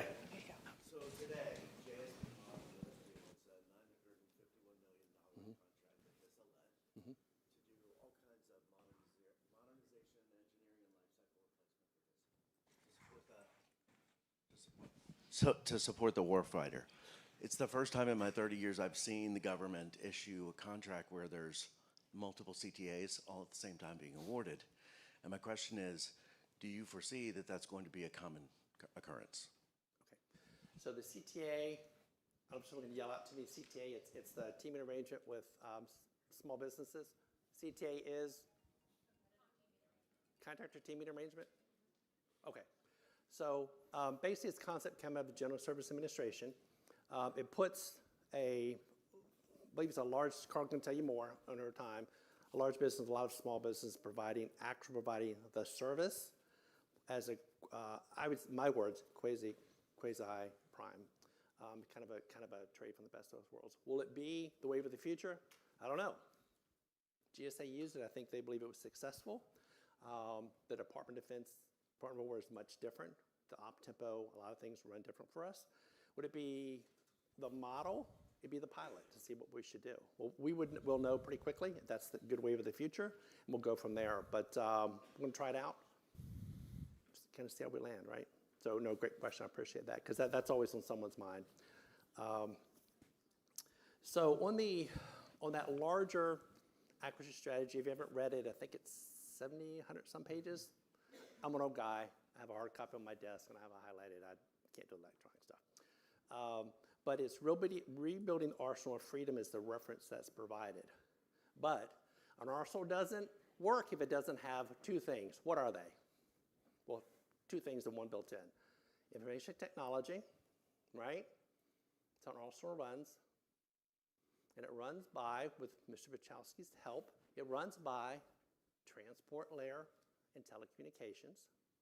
And built into that, unequivocally, not a bolt-on, is cybersecurity. So when you read the context of it's arsenal freedom, arsenal, that's a tank.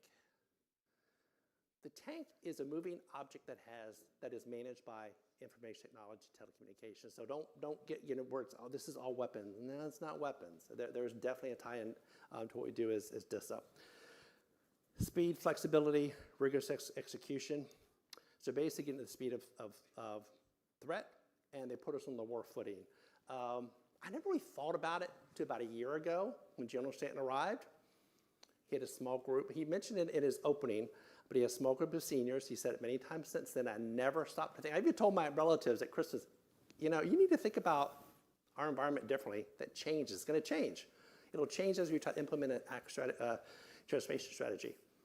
I never stopped to think of it literally as people are trying to kill us and our way of life, and I, the civilians, the military, and you in this audience and listening are the only thing that stands in that way. I never got it until then. Many years, I didn't get it. What we do is, to Ms. Aarons, it's serious. What we do matters. Now, I don't know, Jason, if you have any instances of within that larger transformation, aside from your portfolios, which we have, of any different things you plan to do in that realm. Well, so I think, as I've mentioned, we've got to get better at writing contracts on the acquisition side of the house, right, from a program management, project management perspective.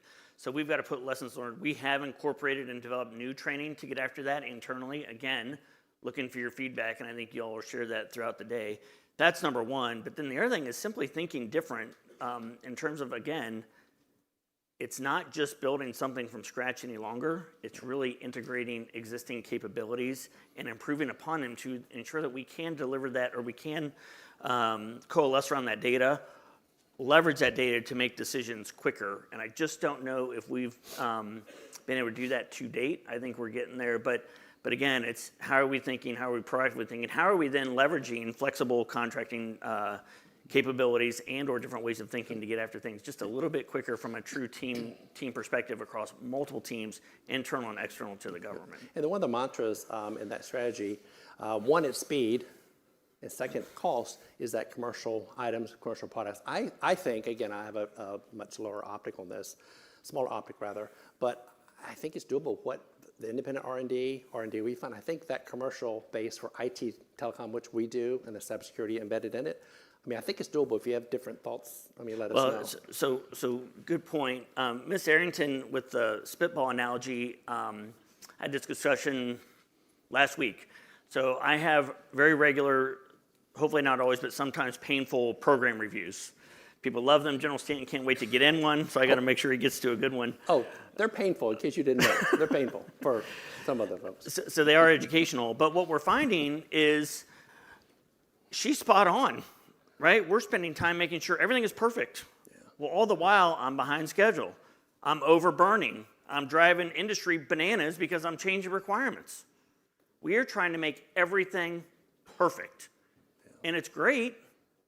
However, sometimes we're late to the game. It's great, but we're not actually delivering a relevant 80%, right? So again, infusing that discipline and rigor to get after it, I think, is critically important. I think that Ms. Arrington nailed it with the spitballs.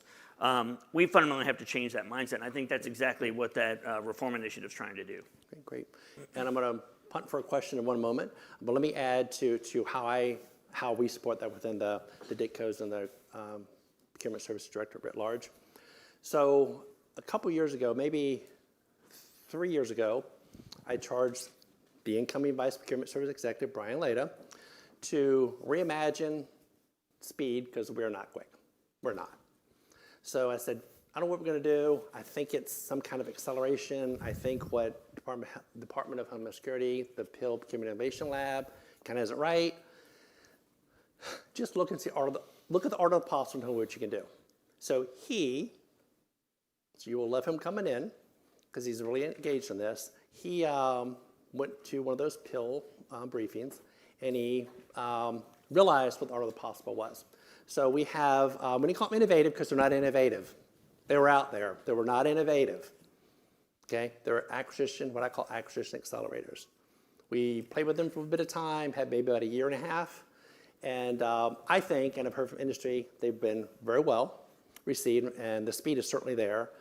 Oral presentations, industry, yeah, but you got to find the right person to present, whatever. Yeah, we need to get there, right? We'll learn how to do it as a group, right? But we're going to continue to do those oral presentations.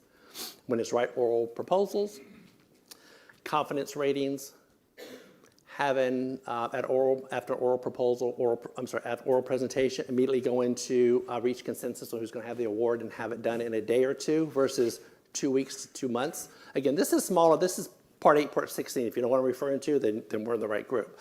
And so those orders, it's a little bit more harder dynamic for a larger contract. Are we going to do it? And I can tell you with Brian Leda coming in the door, we're going to do it, right? So it was successful.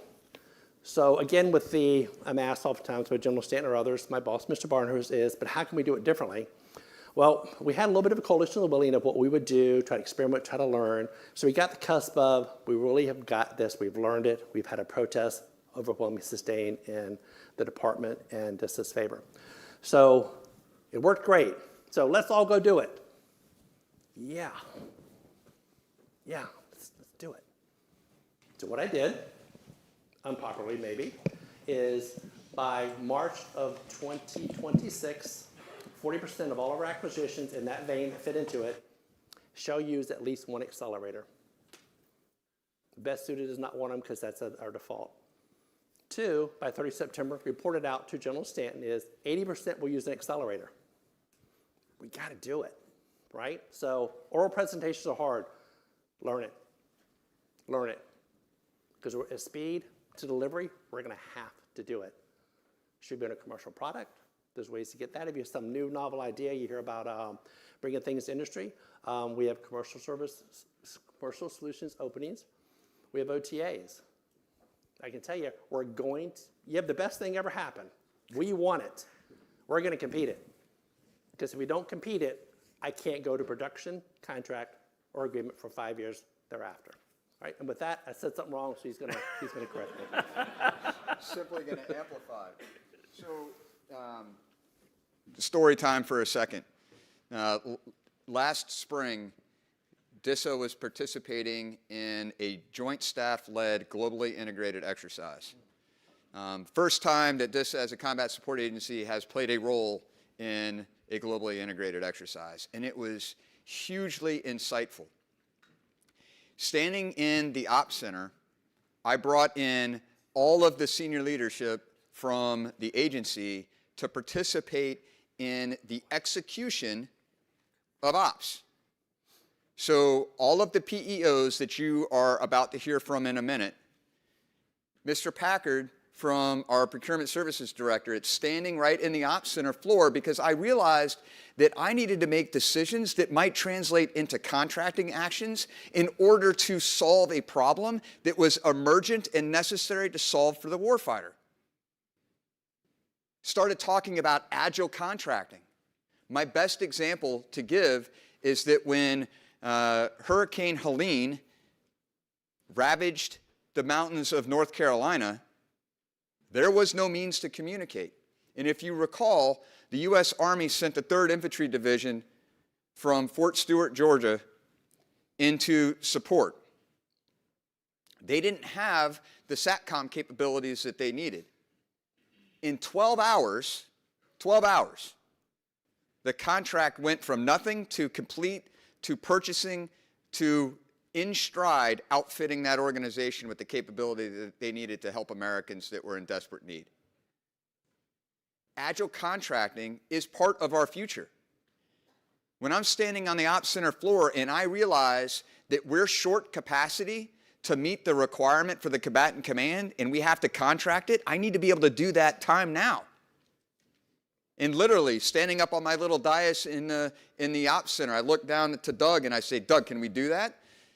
Doug never says no until he goes back legally, figures it all out. He does all that behind the scenes to get to yes so that we can meet the requirements. But that, I never really thought about it in that context. But agile contracting is absolutely necessary to support warfighting. And all of us need to think about it in that context.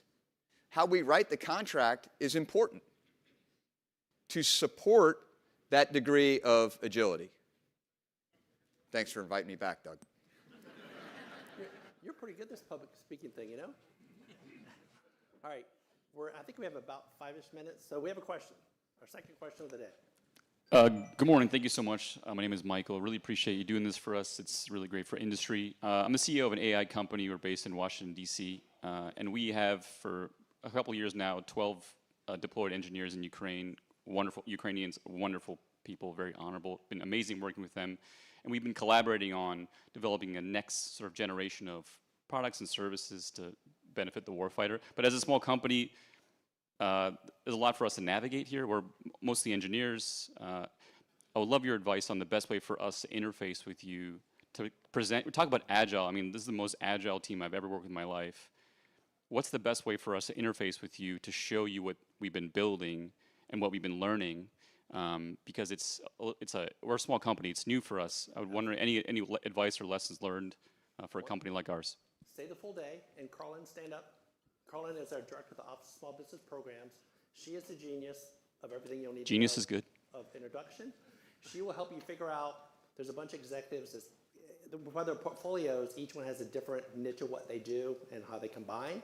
So it might be between one or two, but she can talk with you, get your capability brief, maybe an hour, half an hour, then she'll help you target you to who you need to see. And it'll be this person. She may help you best in the introductory email out. So anyone saw her again, she'll speak this afternoon at 2-ish, I believe. So she's the one to talk to. All right? Thanks, sir. And I did mention, again, make sure I did the right segue because I'm old and don't remember everything I've ever said. So Carlen's gets done, I believe, at 2:15 today. Is that about right? Okay. So once she's done, that will be it for the day. Give us 5-10 minutes-ish to kind of set up to meet the seniors up front. We'll have to forego the PSD briefing. I think I did mention this earlier, so I've covered the key components of that. With that, any other questions, Tony? Sir. Right here. Sure. Good morning. My name is Belinda Lowe, CEO of Agile 3 Technology Solutions. Mr. Packard, I'm right here. Oh, it is hard to see up here, but That's okay. Mr. Packard, Mr. Martin, thank you for sharing some of the innovative ideas you had you're sharing around procurement and speed. After the recent release that GSA will start using Meta, an AI platform, and industry is ramping up and using AI tools, techniques to address procurement or even part of their procurement process. Is DISA and the PSC using already or planning to use in the very near future any AI tool strategies to prepare solicitation packages and or evaluate? And one thought I had in mind before I close is like how fast they executed that MDA shield. It was clockwork. So. No, so I suspect Steve's going to talk about it a bit later, but you're already using some inside of our organization to help expedite our processes, right? But at the grand scale, I'm not. I think we'll have to wait for Steve. As far as developing a requirements package, how that would be, yeah, I guess there's some of that there, but I think there's a lot of intellectual thought put on top of quote unquote, the false positive hallucinations that you get. As far as using it for evaluations, no, that I'm aware of, not at all. Would I want us to do that? Not any large scale, unless it's like pulling out common names. Do I think it's possible that proposals are being developed that way? Yeah. Do I think the proposals are accurate? No. Do I think you need to deliver it? Yeah, you better. So I think there's caution with that. I would mention to you, there was a case where on a protest that a firm used AI to create case law before the GAO, and they were wrong and publicly sanctioned for that. So there's a lot of positives AI that I would say, as I tell my niece and nephew, it gets you kind of in the area, but you got to use your intellectual thought to figure out if it's the right area you want to be in and test and see if it's right. So that's just from different industry segment from my segment. Certainly ask Steve Wallace when he's up here. He'll be the CTO. He'll be speaking. He might be in the audience somewhere. But he can certainly go into a little more detail with you if he knows about it. And since he's here somewhere, so now that he knows the question, he will be awfully prepared to answer this to the T when he comes on. He'll give you just like that. He left. You got research, so leave and go do your research. This woman wants an answer. And I think we have you want to go ahead? And I think we need. Well, I was going to say I need to call someone up on stage. We're going to call questions here, but I need to call someone up on stage for final thoughts for us.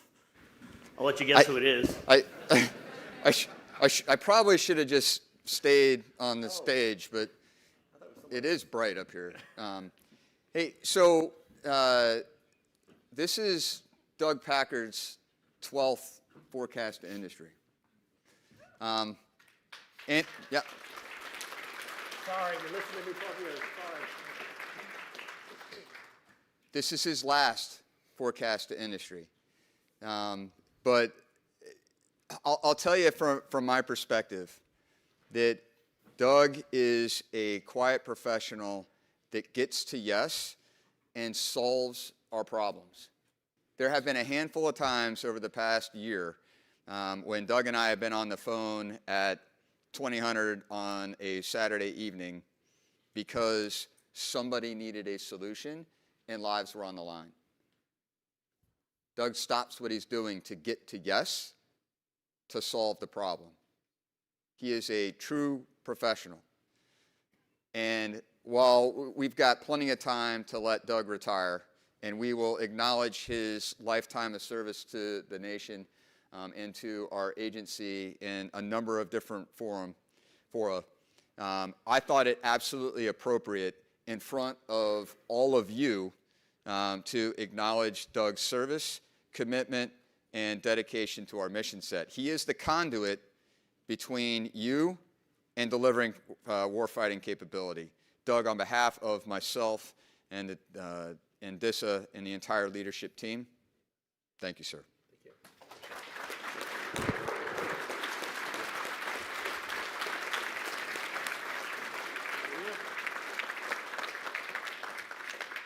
I thought you were bringing Steve Wallace up. I would say, please, not yet. He's not until later. Not yet. Okay. So, thank you, Doug. I will miss sharing the stage with you. Yeah. This will be the last time we share the stage together. Like a rabid pit bull, I'm sure you will. Doug and I do talk every day, multiple times per day. I do that for you, on your benefit. But it's been a pleasure working with you, Doug. I've learned a lot from you. He was the first person to congratulate me when I got promoted. I walked into my office and there was a little SES mug on my desk. So thank you for that. I still have it, still remember that. But you've been a great mentor, friend, and peer confidant to me. And we will all miss you, and I'm sure you will hear that from others as well. But the conduit term is perfect. So thank you, sir. Thank you, sir. All right. I think we're done, and I think Anthony will tell us what we're doing next. Thank you, gentlemen. At this time, we invite our industry partners to visit the program networking tables located in the Warfields room as we take a 15-minute break.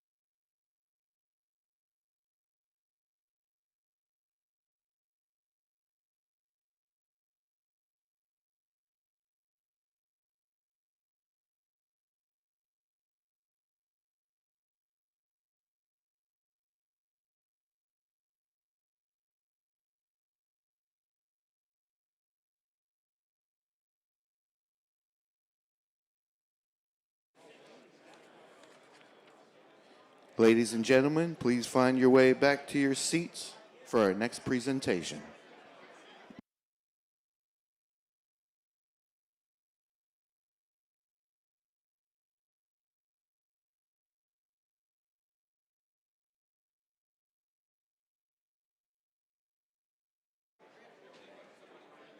We're a bit behind schedule, so please find your seats.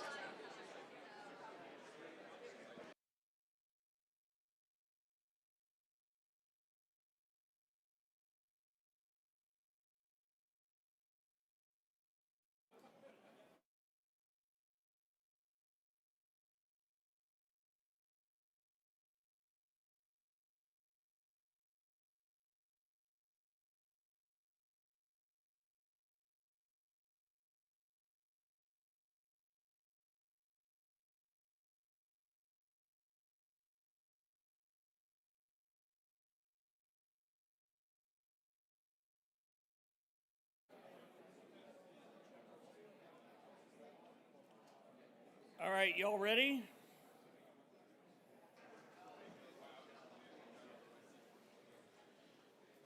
All right, so if we could go to the first chart.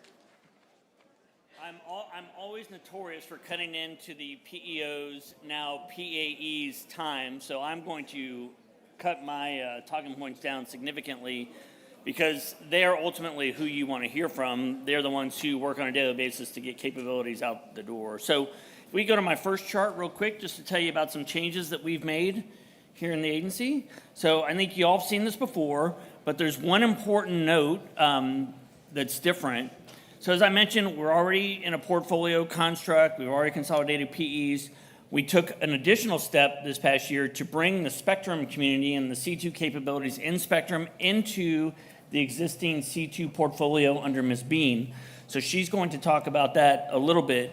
But why this is important is truly we've strategically aligned to get things out the door. We've worked hand in hand with Mr. Greenwell over the past 6 months to get MP moving out, and we've done that in support of him and his organization through the integration perspective of things. And so if we did not have this alignment, I don't know that we would have been postured and prepared to do that. So I think that we are already proven that we can be dynamic, agile, and move quickly as a result of making some of these reform changes in advance. So let me just go through real quick. My staff's going to kill me, but because I always do this, they give me a ton of great information, and I go and say whatever I want. So if we go to the next chart. So for those of you that raised your hands earlier that you've worked with us before, did you know that this was our domain? So Ms. Arrington mentioned Midnight Hammer. It took all of this to execute that mission. DISA is integral to every single component listed on this chart. So when I talk about systems of systems, when I talk about educating yourselves, bringing solutions to the table, you know, we had the AI contract comment earlier, you've truly got to demonstrate that you know what we're involved in and how we do deliver those capabilities top to bottom, end to end. From inception to requirement, which we need to be malleable, right? We talked about 80%. Is it 80% of the right thing? How are we getting after that? We need you to think top to bottom. The PEOs, Mr. Greenwell, Mr. Marshall, Mr. Ahmed, myself can't think of everything, right? You all have expertise in all of these areas. Think about this holistically when you're building those proposals. Think about this holistically when you're talking about coalition warfighting, building new environments that can rapidly integrate through a Lego block type fashion. That is what we are doing. I mentioned it multiple times. PMOs need to not be so isolated, need to not be so siloed and focused on a specific capability. We need you to help drive us there, right? We spend a ton of time together, but it's always in a learning fashion. It's always growing, developing. There's not a day that goes by that I don't say I learn something new every day. The reason why is this, right? If you're not thinking that way when you're working with us, or you're not thinking that way when you're building proposals, you're not going to get us to the right 80% so we can iterate and move from there. But just a couple things to think about on here. We've mentioned MP a couple times. I think Roger's going to talk about it here in a little bit. Why that's important. We've got to provide access to real-time data and integrated through an integrated architecture. How do we do that? The PEOs alone provide top to bottom, right? Transport. Cybersecurity is the wrapper, built in, baked in from the beginning. And then the services, application services on top. Ms. Bean's running C2 and coalition data sharing, right? That is all in a single streamlined organization now. That all provides, allows these missions to execute. Just one example. ISR, right? Mr. Paczkowski, heavy in here. Assured transport. Working across, I got a question on the break about satellite communications. He works with the satellite providers across the department and industry to ensure that we have the relevant or the necessary bandwidth and resiliency to get after those missions. I truly was not aware until 12 months ago about how integral that piece of the puzzle is to our mission. It's Mr. Paczkowski's mission to get after that. Please help him do so. Cloud fabric. I don't own the clouds, right? You know, Jeff Marshall and Byron are going to talk about the clouds today, but what do? We help operationalize them. We get data there. We run applications on top of them. We share data across them. Chris P is going to talk also about how he's building standardized architecture so those clouds can communicate with one another in a resilient fashion, right? We don't execute that mission without cloud. And then cyber domain, Dr. Herman's up next, so I don't want to steal his thunder, but you've already heard about Zero Trust, you've already heard about ICAM, you've already heard about baking in cybersecurity from the onset. How do we manage it, right? The other thing you need to be thinking about is operationally, how are we going to execute? So we've spent a lot of time working with J357 over the past 1 to 2 years building out ConOps, working with the DCDC J3 to ensure we understand cyber operations, and that we're providing capabilities as a cohesive team to get after that. So be thinking too operationally how we would execute this and what we need to provide you to ensure the resources you have that you need to solve those challenges for us, to the point about supporting these operational exercises, right? Be proactive and then think long term. So a couple quick calls to action for you. Rigor and discipline. Mr. Packard agreed that those program reviews are painful, but they are necessary. They have really uncovered a lot of things that we didn't know were going on. We have already improved and made changes to get after speed, to drive some of that change proactively, to ensure that we are delivering on time within budget. Just fundamental basic changes that we've made. Prototyping and operational exercises, Roger's going to talk about what we've done there. We've got to continue to build upon that. Partner with us. I say it every time. Come early, understand what you're doing, and talk to us. Unfortunately, I've spent quite a bit of time this year working with CEOs of companies. By the time I'm involved, or by the time the PEO is involved, it's too late. We've got to be open, honest, transparent. We need to share information. We need to understand when there's a problem. We are not perfect, right? We heard that. Ms. Arrington said we're going to make mistakes. We do make mistakes. All we can do is learn from them, improve upon them, and that happens through open communication. Come to us when you see a problem. But me getting involved 6 months too late is not super helpful, and then it causes a lot of churn. Please be open-minded. Talk to us about transparency and provide that information as soon as you can so we can get after some of these things that would cause us to slip. So just finally, thanks to you all. I've been doing this now probably about 10 years up on this stage. I've seen a lot of positive change. I've seen a lot of reform. I've seen a lot of personalities come and go, but I've seen a lot of teamwork. Now is more important than ever that we get after that. We do follow these reform initiatives. We do implement as instructed to do so, like we're doing. Follow in suit with us, work with us to do that. But I do want to thank you for being part of that acquisition team. You accept risk, you accept responsibility when you work with us. So I just wanted to thank you for that. I'm going to turn it over to Dr. Hermann.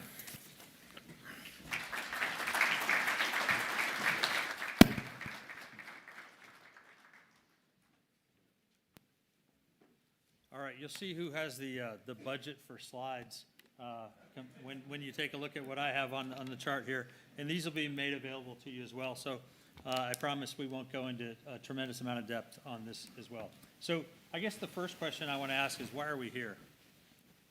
We're here so that you can understand a little bit about our environment and our requirements. And we have this engagement where we try to learn a little bit about what you could provide in support of that. We do even more of that at TechNet Cyber as well. So this is really a back and forth where we need to understand each other a little bit better. So next slide. So I have four things up here primarily on this slide. You already heard about Zero Trust. That is a fundamental change in our cybersecurity architecture overall. And so everything that I talk about in PEO Cyber could be under the guise or context of Zero Trust. But we are transitioning the department away from JRSS into Thunderdome. Thunderdome is not a single thing. It is, I guess for better or worse, it is the name of a contract vehicle, but it is also the name that we use to say all of the things that we do for Zero Trust for the department. And we have the ICAM program. There are a number of other ICAM providers in the department. We provide the enterprise source of that identity information for everybody in the department. And then PKI is the hardware credential, the token that we talked about before, that provides the identity of the individual that can be used by ICAM to determine whether or not you should have access to systems. But fundamentally, we're trying to change the way the department actually operates as well. So in the bottom left, you see data and analytics. That is all about changing the way our defensive cyber operators and CSSP technicians are able to operate because they have access to more information than they have historically had.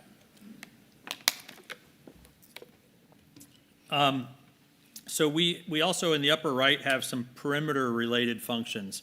And I'm happy to say that as money begins to flow in FY26, the department has resourced us to do some perimeter modernization. And that for me is something I want to protect at all costs, because it means that for maybe 10, 12 years, we have been unable to make significant changes to the defenses at our perimeter. And those are still a real place where we block real threats. And so we have this generational opportunity to change the way that we do things.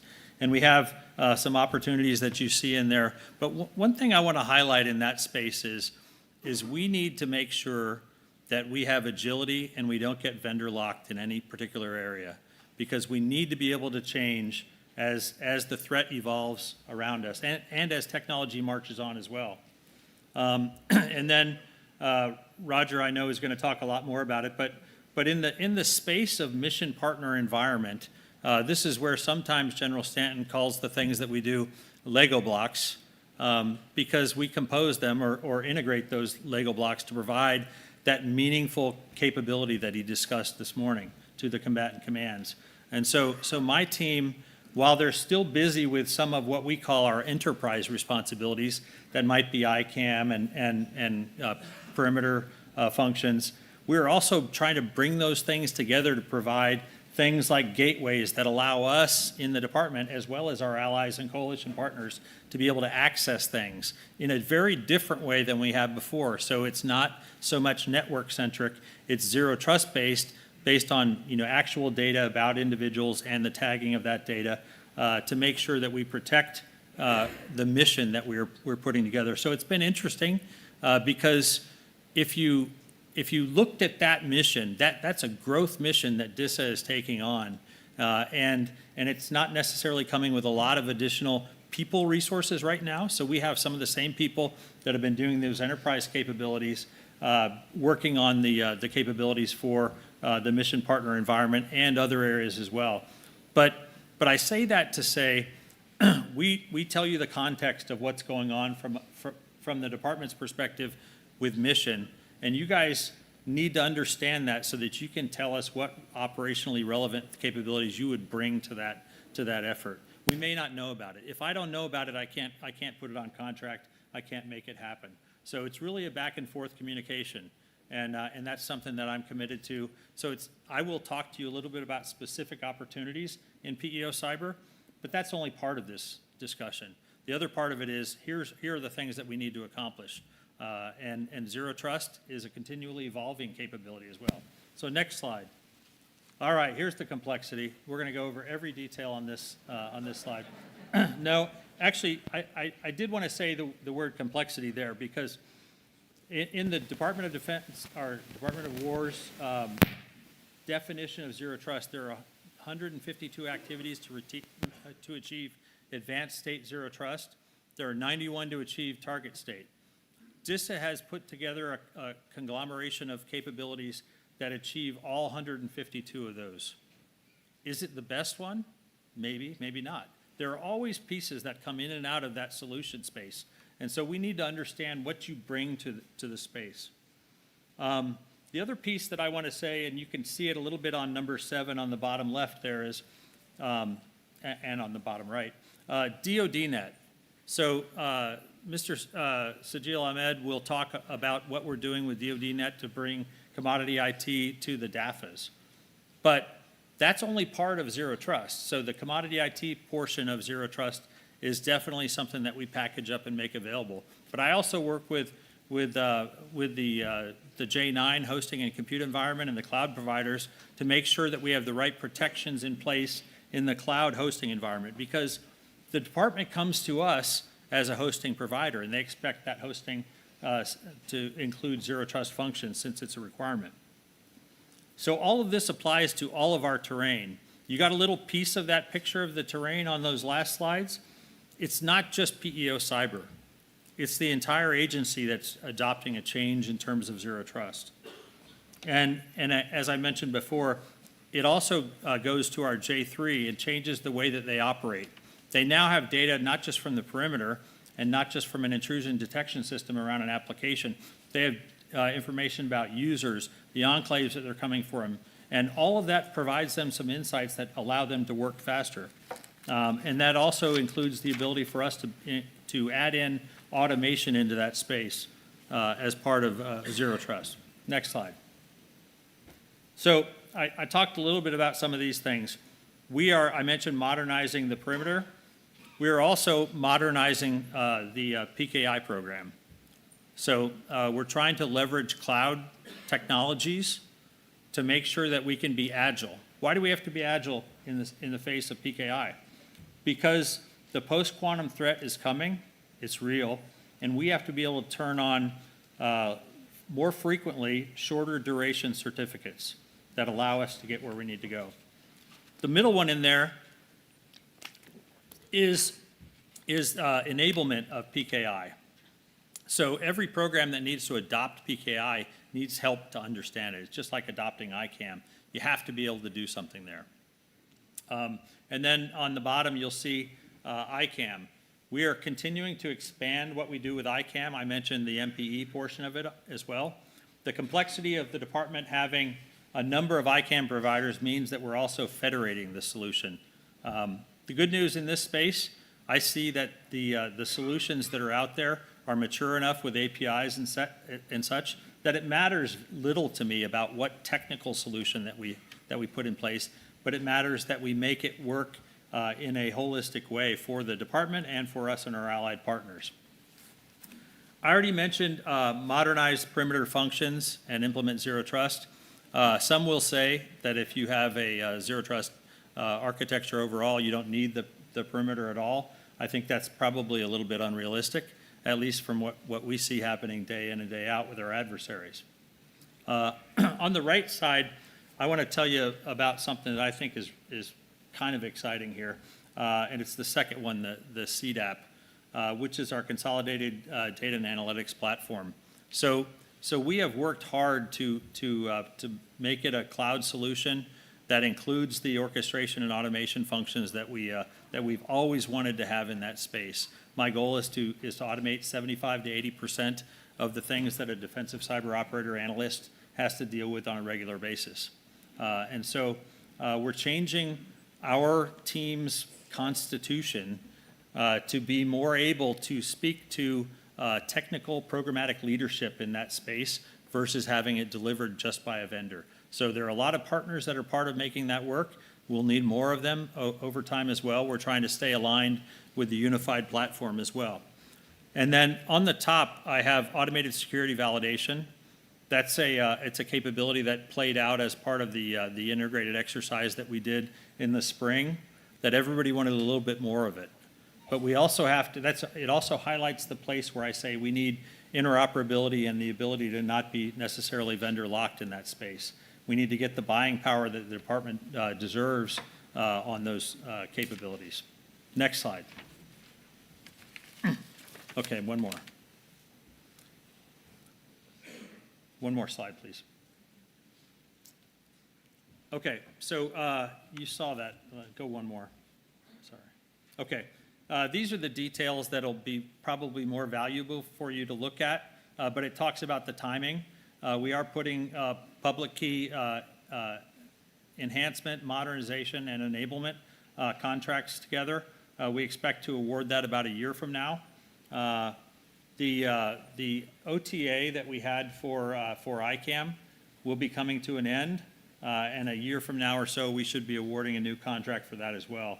And we want to make sure that it's a holistic look. There's still some pieces of ICAM that, in my opinion, are a little bit too patched together. Next slide. Cloud-based internet isolation is another place where I use that as an example where we have to be able to shift between solutions that are offered. It's a difficult thing sometimes for the department when we're doing things as an enterprise service versus just our own organization. And that is the case for CBII. We have an expectation of an award the end of the third quarter of this fiscal year. And we're also doing, as part of the perimeter modernization, DNS hardening, and that opportunity will be a couple of years down the road, but I think it's a place where it highlights what I would like to do is to have conversations about what you think the perimeter of our defenses, where the DoD cyber terrain meets the internet, what they should look like, what they should consist of, and how we can do that better under the heading of perimeter modernization. Next slide. CMRS, if you're familiar, this is actually not specifically a portfolio anymore. We had endpoint security as a portfolio. As part of the consolidation over the last year, we've absorbed that into the data and analytics platform that we have for all the DCO and CSSP functions. It's really a bunch of endpoint data that gives operational and administrative oversight of the status of our cybersecurity defenses at the endpoint. We realize that it doesn't need to be a standalone system, and it can be brought into our analytics platform and be much more agile and ideally a little bit less expensive than it has been in the past. And then finally, the last one, SCM, Secure Configuration Management, is part of how we get the data cleaned and brought into that CMRS environment so that we understand what it's doing, what it's all about. That's an opportunity, I think, where something like AI could be brought into that space as well. It's a little bit overly complex and manual as it stands currently. And I think with that, is there one more slide?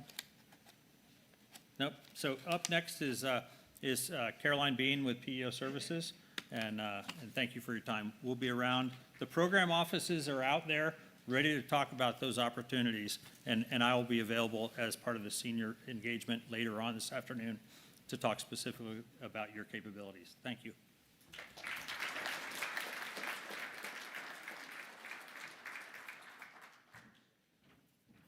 Please welcome Ms. Caroline Bean, Director, Program Executive Office Services. All right, good morning, everyone. I am pumped. Hopefully you guys are pumped. If you're not, you should probably check your pulse. It's been an exciting morning for me. I will tell you that it is a great time to be in DISA, but it's definitely a great time to be supporting the department. And hopefully everything that you're hearing has the same type of theme, because we are all about driving solutions faster for our warfighters. The specific mission for PEO Services is directly tied to DISA's operational reality, and it's basically getting the right capabilities to the right warfighters at the right time, so that way our US and coalition forces can achieve decision superiority over our adversaries. It's not just about delivering technologies. We're delivering operational advantages that enable mission success across all domains. So the department's strategy demands that we modernize faster than our adversaries can adapt. And DISA's infrastructure specifically is mission critical. So network failures means mission failures, and compromised data costs lives. And so that's really what we're talking about. And so we cannot deploy outdated technology against tomorrow's threats, and today's solutions won't work for tomorrow's solutions, right? We've got to adapt as our threat environment changes. So this is why we need strong industry partnerships like yourself, and it's essential for accelerating capability delivery and reducing response times during critical operations. So PO services, we stand ready if you partner with us to accelerate capability through capability delivery that transforms how we equip our warfighters. And how do we do that? We do that by, can you go to the next slide? We do that by accelerating delivery through agile innovation. And it's really about kind of the way that I see it is transforming from requirements-based solutions to solution-based acquisition. So instead of working, you talked about, you heard Mr. Arrington talk about, getting to an 80%, right? It doesn't have to be perfect. So we need to stop trying to make the perfect requirements document that excludes viable solutions, but we will present operational problems to you. And then the challenge that you and our industry partners have is to demonstrate your solutions to us. So the way we embrace this fundamental change is by leveraging more adaptive acquisition models, like the software acquisition pathway, other transaction authorities as our primary acquisition vehicles. Alongside the Procurement Services Directorate and Mr. Packard, we're prioritizing OTAs, JLAs, oral proposals, and flexible IDIQs contracts in order to maximize speed and adaptability. So our focus has shifted from compliance to competition. And again, it's about getting the right 80% solution, the relevant 80% solution, so that way it delivers clear operational values to the mission and our warfighters. Next slide, please. So General Stanton and Ms. Arrington clearly laid out our vision this morning. We need to provide a flexible, adaptive, and secure IT environment that can rapidly integrate partners from diverse backgrounds with varying levels of technological capabilities and security protocols. So this requires us, as we think about the services that we provide and the capabilities that we provide, it needs to be modular, interoperable system of systems that can rapidly assemble and reconfigure to meet our evolving mission requirements. So we talked a lot about composable architecture, so the rapid integration of new technologies and capabilities without extensive pre-planning and custom integrations, because we don't have time for that. Making them functionally relevant and to deliver at the precise time of operational need, fully aligned and integrated into our warfighting plans. So our approach, essentially, you heard Dr. Hermann talk about the building blocks, and that's exactly what we're doing, is we're standardizing our building blocks. They need to be standard. It will provide that seamless coalition warfare. So integrating, whether we're integrating federal partners or we're integrating coalition forces or diverse security domains, our architecture has to provide that flexibility to stretch for the commanders to be able to quickly leverage new capabilities and then operate with partners regardless of what their existing infrastructure is. So I talked about moving towards beyond traditional development cycles, towards continuous modernization. And so that matches our threat evolution. And our approach really talks specifically with three critical elements that we look for when you bring solutions to us. These are the three critical things that we'll be looking for within your solutions. User-centric development. So user experience is fundamental to the success of any technology.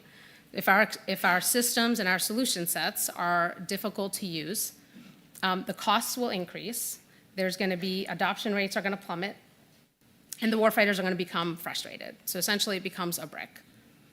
We need to prioritize intuitive design, user-centered workflows, and accessibility. And it means that we have to involve our users, our end users, early on in the development process and often in the design and development phases.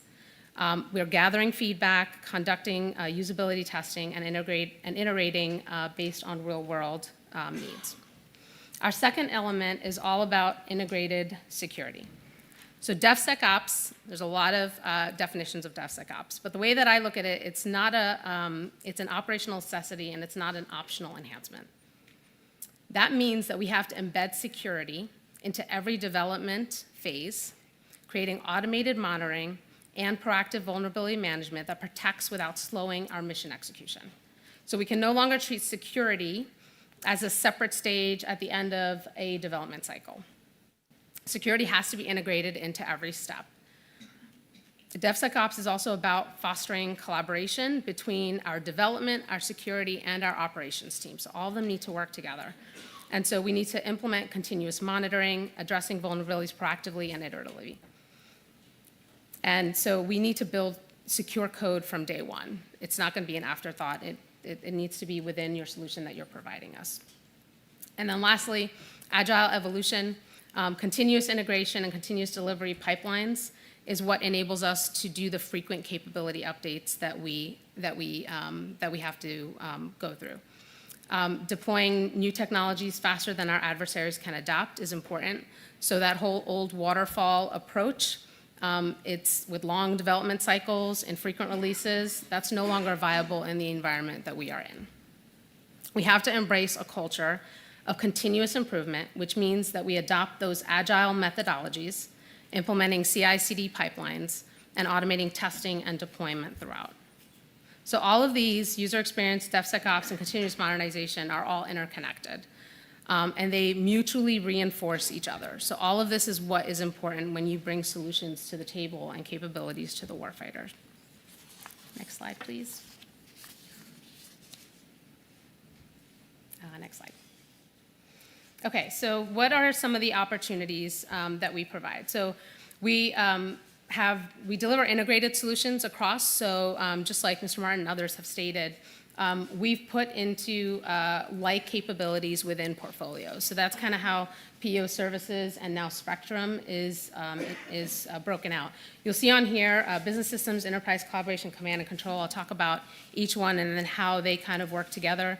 That fourth portfolio you do not see here because I don't have any opportunities at the moment, but it is under command and control. So it was a really good marriage between the command and control and our C2 systems, providing that common operational picture for our warfighters. It's important to lay over that spectrum aspect so that way our commanders can make the decisions that they need. So starting off with business systems, you might be thinking, what's the connection to warfighter support? So the answer is that it's fundamental. Right? These aren't just, I'm not talking about back office functions. These systems are critical drivers of digital transformation within DISA. It's the engine that enables us to streamline workflows, empower our data-driven decision-making, and then manage growth effectively. And the results of digital transformation within our business systems is superior customer experience for our warfighters. They can benefit from faster response times, more personalized support, so tailored solutions that meet specifically their needs, and then reliable and efficient services. For the enterprise collaboration portfolio, this is moved to deliver modern integrated IT office solutions, providing our mission partners with a robust suite of voice, video, email, chat, and file sharing capabilities. The solutions enable the seamless real-time communication and collaboration. So it streamlines information access and sharing across geographically dispersed environment. So looking ahead, the collaboration portfolio will be expanding its reach, and we have to provide that secure, so kind of building upon the building blocks of what Zero Trust, and then what you'll hear from Mr. Paczkowski when he comes up and talks about the resiliency and the transport layer. We're building these capabilities so that way we can expand into more secure and seamless collaboration to federal and our foreign coalition partners by navigating and incorporating diverse security domains to ensure the maximum interoperability for all of our participating mission partners. So this is going to be accomplished, again, like on top of the Zero Trust and the transport that you'll hear a little bit later from Mr. Paczkowski. And then finally, our C2 portfolio is pivotal in achieving information superiority on the battlefield. This is where it happens. By providing commanders with vital connectivity to information, these systems are essential for planning, executing, and managing our joint and multinational military operations. So recognizing the need for agile, interoperable, and secure command and control, our FY26 focus really centers on building a repeatable information environment and architecture for our combined commanders. The combined C2 and Spectrum effort is geared toward enabling seamless data sharing regardless of what the location or the partner affiliation is. So we've got to go out to the edge, and regardless of, we may not know who we're fighting with in the future, and so we have to make it extensible so that way we can share information with the right folks at the right time. So these initiatives, like I stated, don't operate in silo. They're interconnected to build a larger strategy to enable effective coalition warfare. So what am I looking for from you all as industry partners? I need partners that are going to understand that operational advantages drive our capability development approach. This means accepting calculated risk, and we talked about that this morning, investing in solutions before the requirements are perfect, and delivering capabilities on timelines that match the threats that we face. We need industry partners like yourselves who can overcome the friction that prevents rapid capability delivery. We have to work collaboratively, not just with us, but also amongst yourself. Accounting for fully burdened costs and proposals, building composable elements, and be postured to work alongside us and coalition partners in a dynamic operational environment. And the next slides, you will have these slides. I won't go into in detail, so you will have a copy of this. Please take a look at what the opportunities are. I won't go into much detail, but what I ask you is that you bring forth innovative ideas, actionable strategies that we can take action on, that specifically address some of the complexities, because it is a complex environment, but we have to solve it and we have to start somewhere. We need partners also that are going to challenge the move at the speed of war. And so we need your solutions, your speed, and your partnership in order to deliver the information superiority that we need and dominance for our warfighters and that they deserve. And so our program managers are outside, and you can go to the next slide too. Our program managers are outside. They can talk to you specifically and get into the details of each of these opportunities that we have. I ask you to go visit with them and ask questions, ask the hard questions. We thank you for your partnership and your commitment to delivering capabilities faster to our warfighters. So thank you.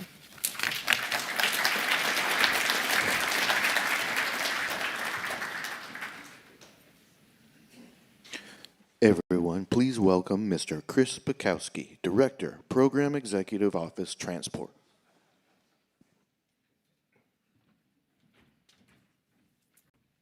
Good morning, everyone. My name is Chris Paczkowski, and there's the proper spelling. I love, so a lot of familiar faces, fantastic. They're used to this. For a lot of the new folks, excited you're here. Thank you very much for coming. But the auto spelling incorrect, I've been capturing. There was the Spanikowski, there was Packowski, Bukowski, Blotarski, Crispy, and Paczkowski. So there you go. That's all captured on the bottom of that. Love it.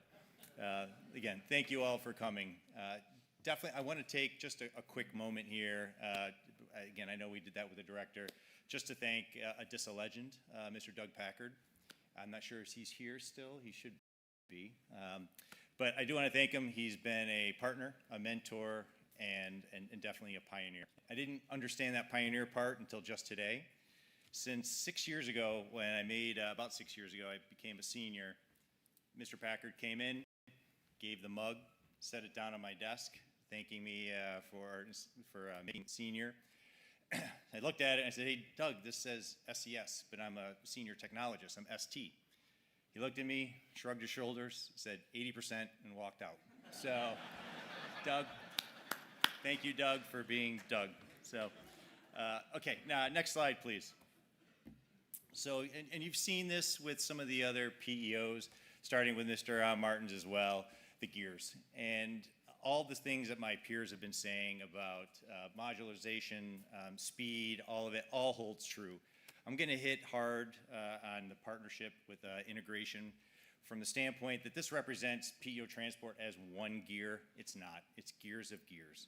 And then as you looked at and you heard Dr. Hermann and you heard Ms. Bean and even Mr. Martin and all the other PEOs, these are gears of gears of gears. This has to work together as an ecosystem. So again, just quick summary of this for a lot of the new folks. The core to all of this is on that left side in the middle, and that is the DISN transport. That DISN backbone, the Defense Information Systems Network, backbone and the telecom or teleport, which is the satellite communication gateways, are the heart of it. That's essentially the highway that all things work. As the director and Ms. Arrington and others will continue to say, this is the key to getting the right data to the right place at the right time for decision making, the best decision making. So that is the heart of it, and I'll continue around just at the high level here. Tied to that backbone gateway, or to the backbone, are the gateways. How do you get off and on that highway securely and rapidly where you need to go? And you'll see the APG, CFG, IAPs. Folks are very familiar with the Internet Access Point. I won't go through all the acronyms. You have it. You can take pictures. You have copies of these slides. This is where we, again, talking the gears and gears. How I am locked arm in arm with Dr. Hermann, as he was just explaining a lot of his cyber capabilities. With operations, our J357, how are they making their, again, their job and being able to provide them the right sensing locations. Coupled with that, moving up to the left in the green, that command and control. I call it control. This is really the management suite of providing seamless network operations and essentially the management network to be able to make this whole entire slide and other slides across all of DISA function. That's where you see the global management and then also the management network there. So that is essentially trying to keep our highway running at the appropriate levels that we need to have the warfighter do whatever they want. And ultimately, we want to be like electricity. They don't think about it. It just works. That is really what we're, again, aspire to support. Going over onto the right side, you'll see these are some true combatant command, those COCOM and mission service systems here that have heavy applicability to transport for doing voice, video, data for critical decision makers. When you see DRSN, SNLC, and DECTEC, those are the heart for decision makers, again, communication systems coupled with other communication systems that I'm sure J6 and others in the department will talk to, but they are interoperable. And how are we able to provide worldwide communication? Going down, and the light blue there, the capability missions, so AISR and ESCMC. These are true warfighting lethality systems. Talked about it, Mr. Martin discussed it, others have as well. These are critical systems used hourly, minutely by our combatant commands and the services. Continuing to develop innovative solutions is absolutely critical for, again, supporting those customers. Kind of, we have another section of stuff that doesn't get the limelight. It will today because those are a lot of our capabilities that we're going to have from an opportunity perspective. Are those enabling missions and functions? So if you see. Mr. Martin properly called out that, and so did Ms. Bean, the PEO spectrum did move over into the C2 domain with Ms. Bean. Some of the engineers did come and were put over on my team to align with some of the spectrum capabilities tied to SATCOM, our gateways, and some policy and procedures. So we'll talk about some of the opportunities, but I do have that under that mission supportive services. The other four areas that I'll really kind of hit home on are consolidated provisioning. We order we touch every single circuit that comes into the DISA. It doesn't matter who you are, our team sits there and works through this, collaborates with all the other components here to be able to operate, to actually activate technology for the warfighter. Behind the scenes as well, our engineering, implementation, and ultimately just some of our programmatic support. Again, two of those areas we'll touch on for some of the opportunities. If we go to the next slide, please. Excellent. So this vision slide, it's going to look familiar for folks that have been here. Fundamentally, it has not changed. It is still our primary principles still hold true. No fail, secure, flexible, scalable, seamless modular integration, and cost effective. Pretty simple. Where I challenge the government, I challenge yourselves, are how do we start applying those principles which historically have been on each of the last slide, each of those programs from an individual perspective, but how do we do that cross-cutting? We have to be looking across different programs, and I'll even, so again, this has a multiple layers. If you pick a program like our IP program or our optical program, we have multiple vendors. We have multiple different, again, capability providers. They have to work together. So that's within that one gear.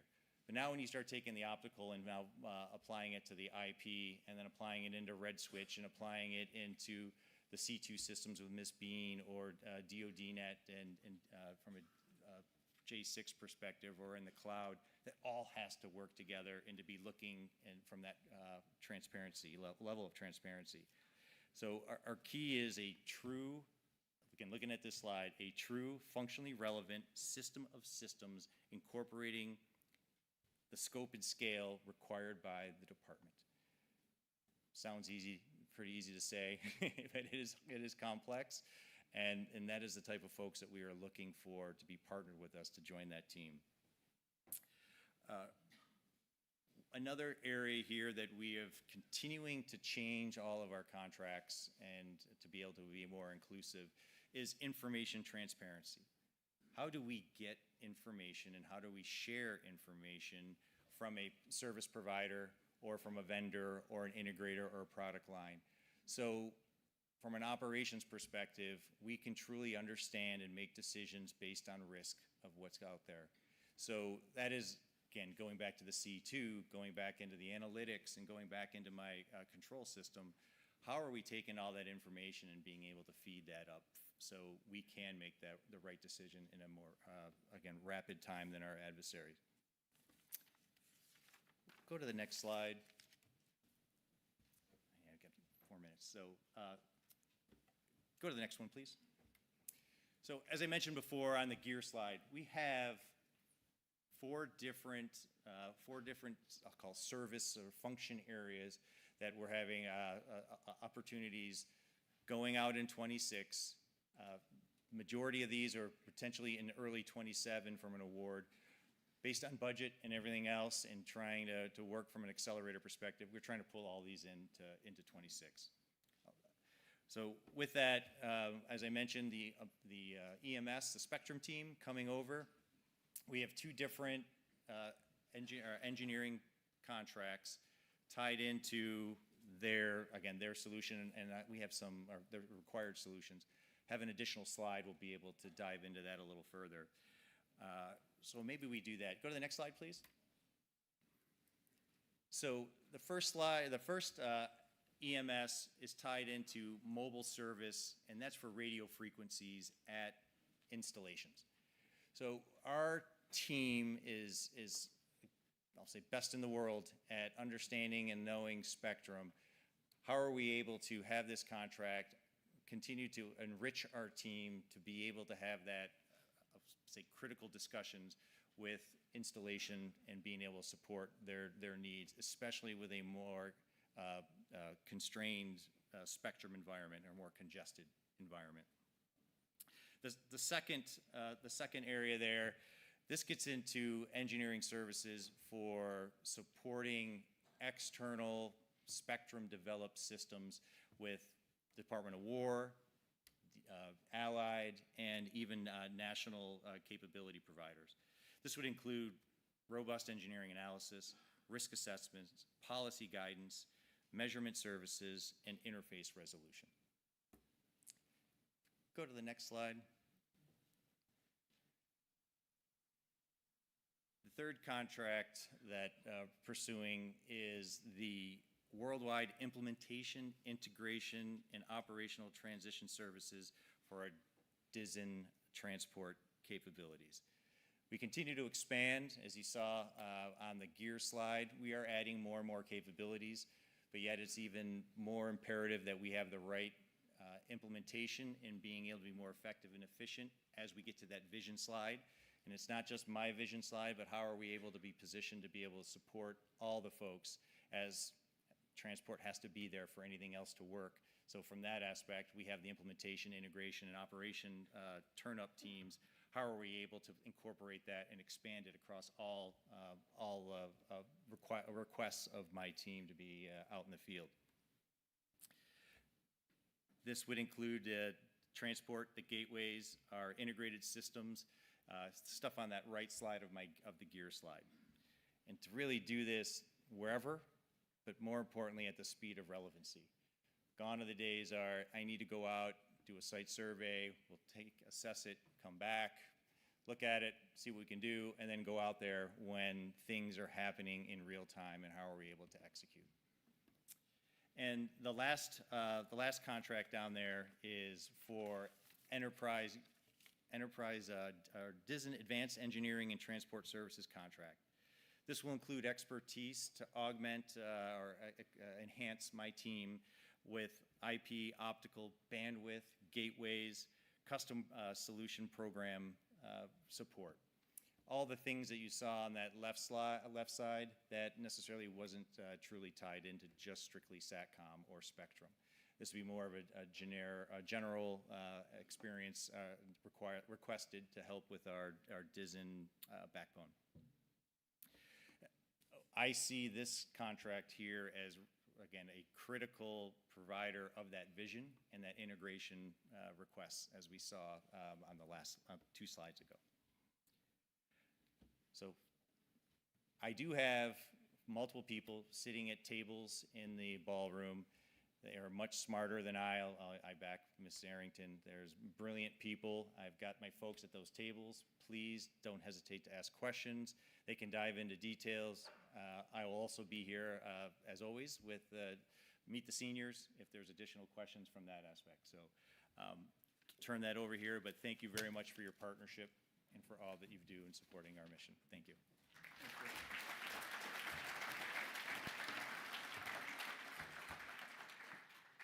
They took my microphone away. Doesn't stop me. A couple points that I want to emphasize, realizing that I'm standing between you and lunch. I already ate, so I'm good.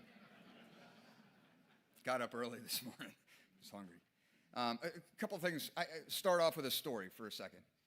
All right, so in PEO services, we are building a system in order to support decision making. And so we go to the user population that has been using and performing this function for decades.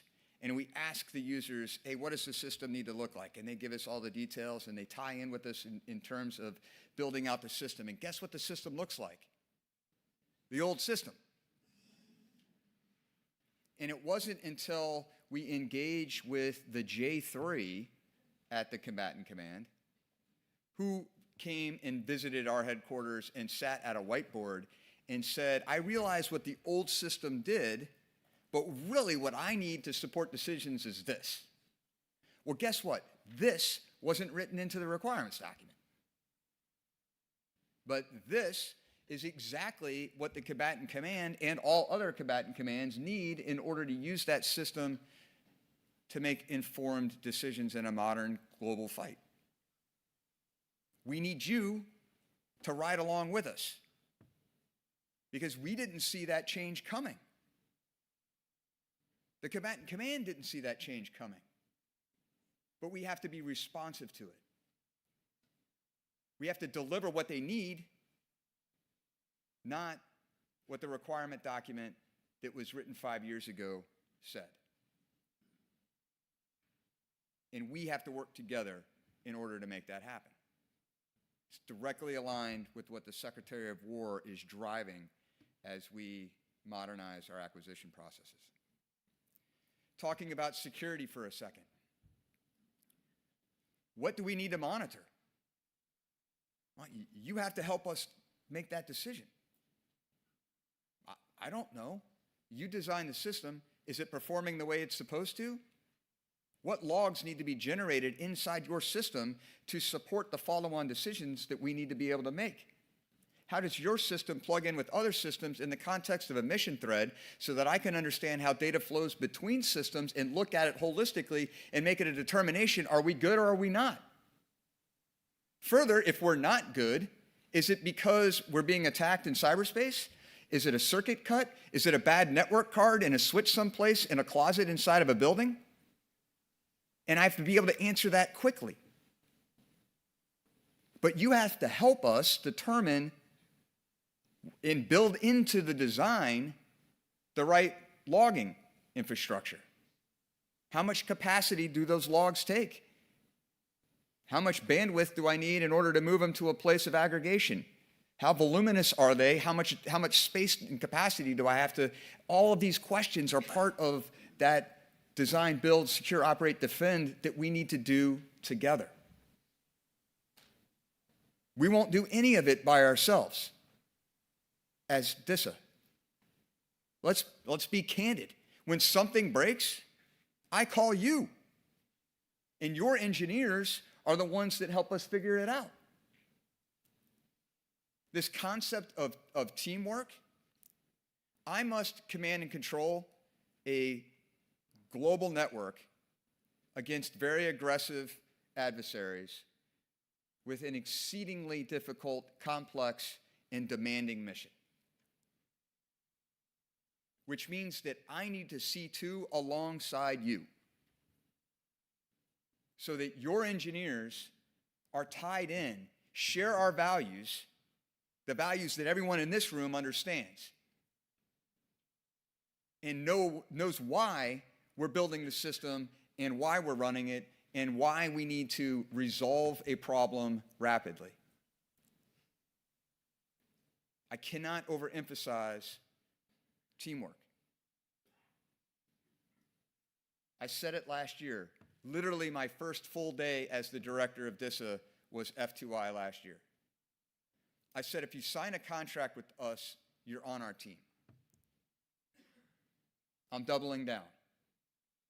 Because a year's worth of experience securing, operating, defending, designing, building our capabilities, it is ever more apparent how we have to work together. Unfortunately, I have to get back to the headquarters this afternoon. But I wanted to take one more opportunity to say thank you for attending. Thank you for your dedication to solving problems that are relevant for our warfighting community. Thank you for partnering with us. And I look forward to sharing our foxhole as we solve real meaningful problems for the warfighting community. Thanks.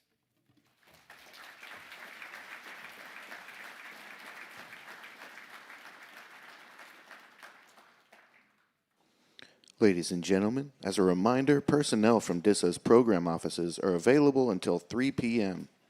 At this time, the media roundtable will begin in the Duncan room, and we will break for lunch. We will begin the next session promptly at 1 p.m. Enjoy your lunch, and please be in your seats by 1 for Mr. Roger Greenwell's presentation.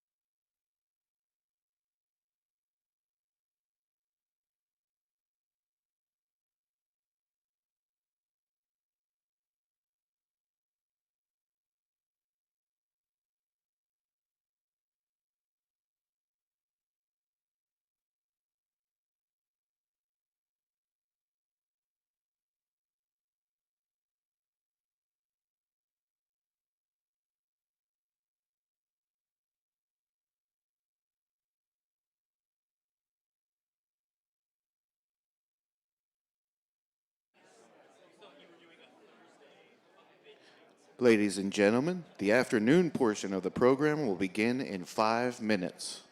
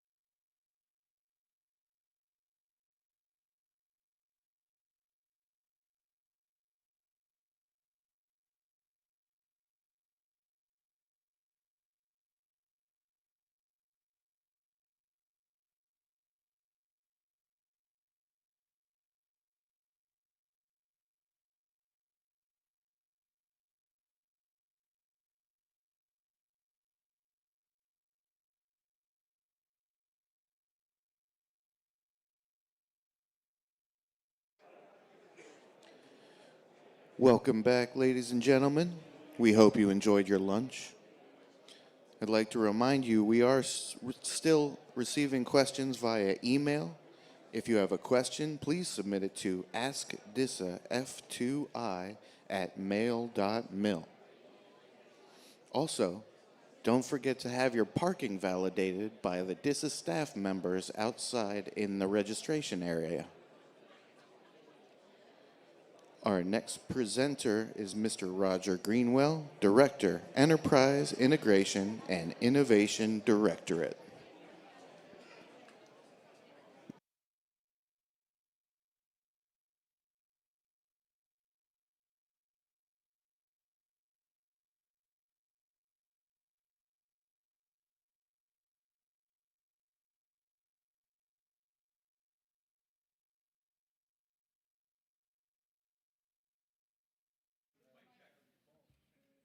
Is it working now? Woohoo! All right, there we go. All right, well, good afternoon, everyone. I'm Roger Greenwell, the CIO and Director of our Enterprise Integration and Innovation Organization. If we can go to the next slide, just want to spend a minute. So what is EII?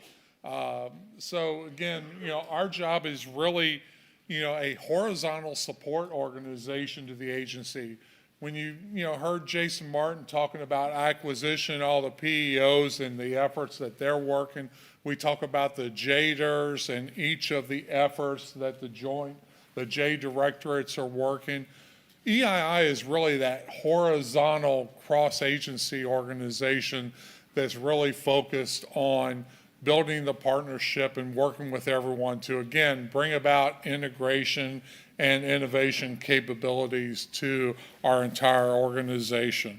When you look at the slide here, you'll see that there's some key elements of our function in my mind that stand out. When we talk about, words like leverage, we are looking to bring capabilities across the horizontal aspect of the organization. If we're working with the PEO services folks and we find something good that can then take and be brought into the J6 organization, part of our role in life is to help do that through all of the different pieces that make up the EII organization. And then also, again, leveraging our relationships and partnerships with industry as a whole. Again, partnerships is what's absolutely key to our organization. When we talk about speed up capability delivery and cut cost, EII is very much focused on the speed. You've heard, General Stanton this morning talking about bringing about functionally relevant capabilities. He talked about the effort that was driven with, delivery of the initial capability for the Indo-PACOM theater in 72 days. Now, he said 60 days, actually he gave us 30 days, so it was actually at a much faster pace than his expectation. But again, bringing about the initial capability in 72 days was still a very monumental thing, and we'll talk a little bit more about that in just a minute. We talk about improving enterprise data, improving resilience. Again, improving how we work as an organization is so key and paramount to what EII does, again, across the entire spectrum of the organization. And then standardization, as we think about approaches that we are using in terms of processes around, management of authorizations, as we think about data standards and how we leverage technology, again, bringing standardization through across the entire spectrum of the organization. And then certainly, the testing capabilities that are brought out by the JITC organization, the Joint Interoperability and Test Command. And we'll talk a little bit more about that as well. If we can go to the next slide, please.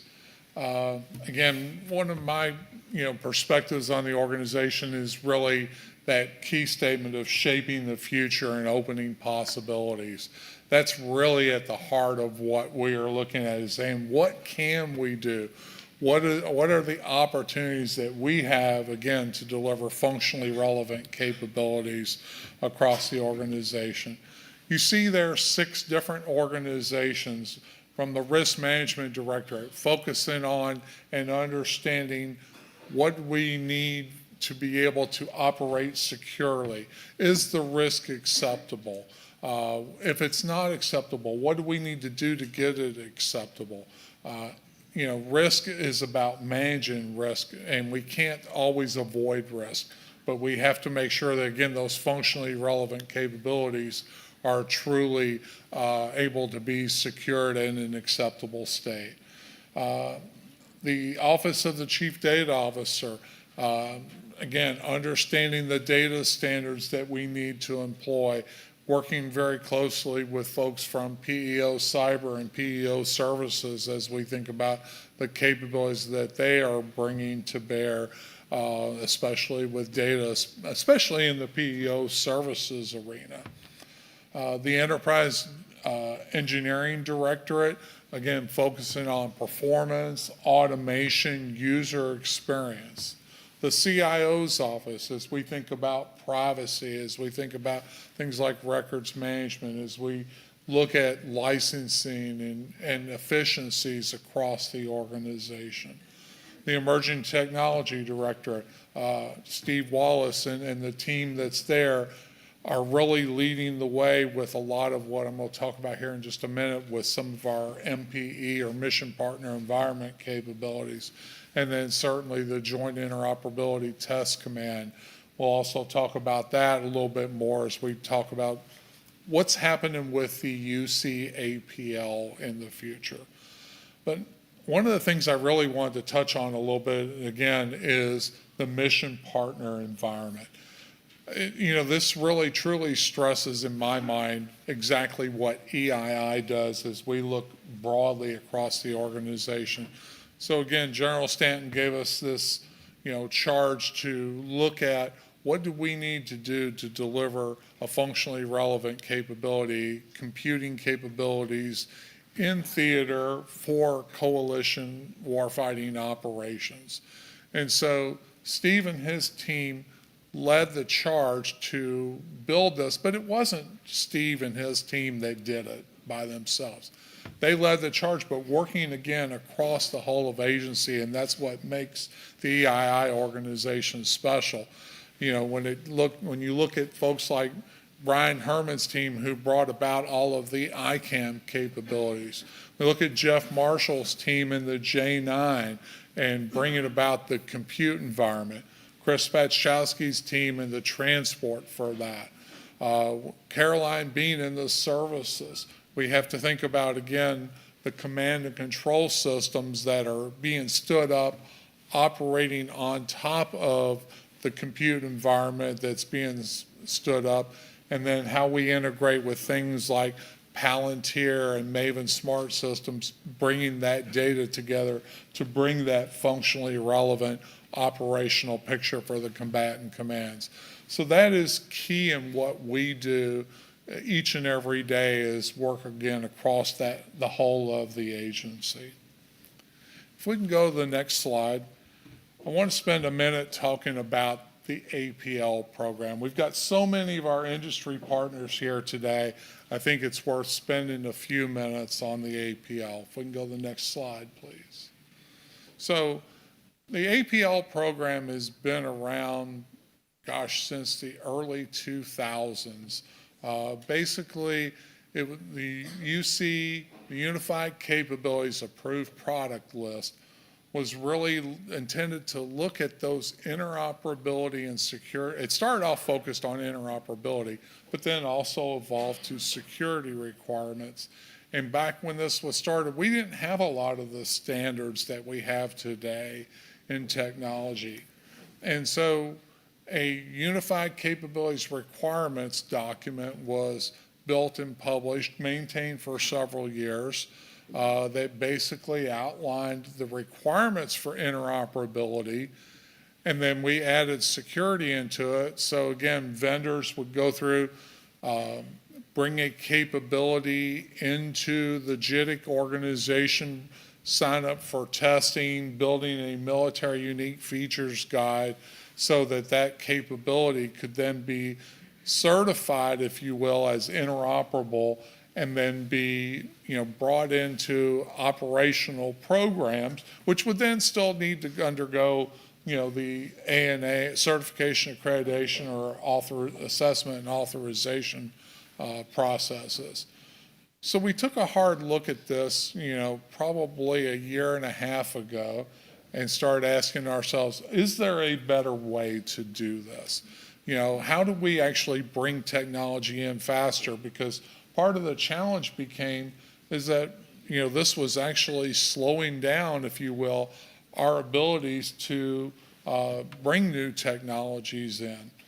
So we opted to effectively say, we're going to sunset the APL program, but we're not sunsetting interoperability requirements. We're not sunsetting security requirements. We're just going to go about them a little bit differently.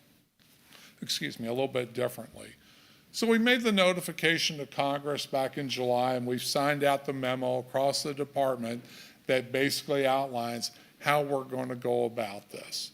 So JITC today will continue to finish testing the products that are in their active queue, which will finish up around the 31st of December. And then, the test labs will then be focused on testing products as part of systems that are actually being put together. As we look at the requirements that were out there in the UCR, we realize that many of those are actually based upon really kind of obsolete that's in the UCR today. And really we are driving towards the acceptance of industry standards as the means of, again, modernizing our systems. There are some standards that don't exist today. We think about, some of the things with things like SDN, where, technology has rapidly evolved. The vendor and industry community doesn't have actual published standards. So we have a small team under Steve's organization that's actually working an update of the UCR so that, again, we're really focused on putting the things that are very special requirements or standards don't exist across the broader community, and putting those into play, and so that vendors can then make sure that they're conforming to those standards. Then contractual language will be used. Simply, the requirements that we have today, in many cases that we use with contractual means we're going to enforce the interoperability requirements through that. From the security configuration side, we're actually going to use our STIGs, Security Technical Implementation Guides. We've had STIGs for a number of years. It just makes sense to build upon that program and use a consistent approach to document the security configuration requirements for each of the different products that we have out there, instead of saying, well, we have a STIG for this and we have a military unique features guide for that. Drive some consistency and drive some efficiency in that process. So that's what we're doing when it comes to the APL. I know some people may still have some questions. I know we've already had a lot of vendors that are already reaching out to our risk management organization about actually building a STIG for their products, and which is absolutely great. People are getting ahead of this. We do have a couple of folks from RME who are here over at the program area. Dave Schultz and Dave McCormick are both here and available to talk to.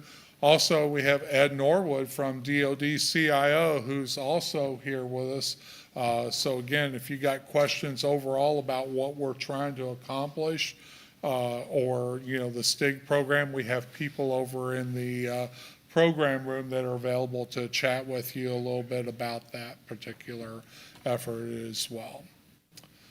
So if we can go on from here, the next thing is just acquisition opportunities. I only have a couple of them to brief today. recognizing that, again, a lot of what EII does is we are there to support, again, across the organization as a whole. So when we're putting out contracts, most of the time, they might be support contracts for what we do. But, you know, we are really working in partnership with all of the agency and all the, again, the J directorates, the acquisition PEOs in terms of what they're doing. So you will see that most of the contract actions are actually handled by those organizations, with us being partners to them. Only have two opportunities to kind of briefly discuss. The first one is related to classified mobility. As we look to modernize our endpoint devices and the aspects of using a retransmission device, how those actually work to create a better user experience, achieving better connectivity, especially in a Wi-Fi setting, and making sure that, again, we're setting this up securely, achieving the requirements of the CSFC, Commercial Solutions for Classified Program Office, and ultimately, again, making it convenient and easy for the user to use. So that is over in our EM4 organization. We're estimating that the RFP will come out sometime in the next, I'll say, 2 to 3 months. It is scheduled for second quarter FY26, with a projected award in third quarter of FY26. And then the second opportunity is related to the joint interoperability of tactical command and control systems, or GENTACs. These are the folks that are responsible for a lot of the military standards and the configuration management related to those standards. They are going to be seeking support in terms of cloud-based systems in order to manage those configurations and baselines. So that is within our EM8 organization. Again, along the same lines from the acquisition timelines, it's estimated the RFP will come out in second quarter of FY26, with a projected award in third quarter FY26. So again, that's what I have to share with you all. Hope again you find this valuable. Our folks are over in the program area if you have questions. Thank you very much.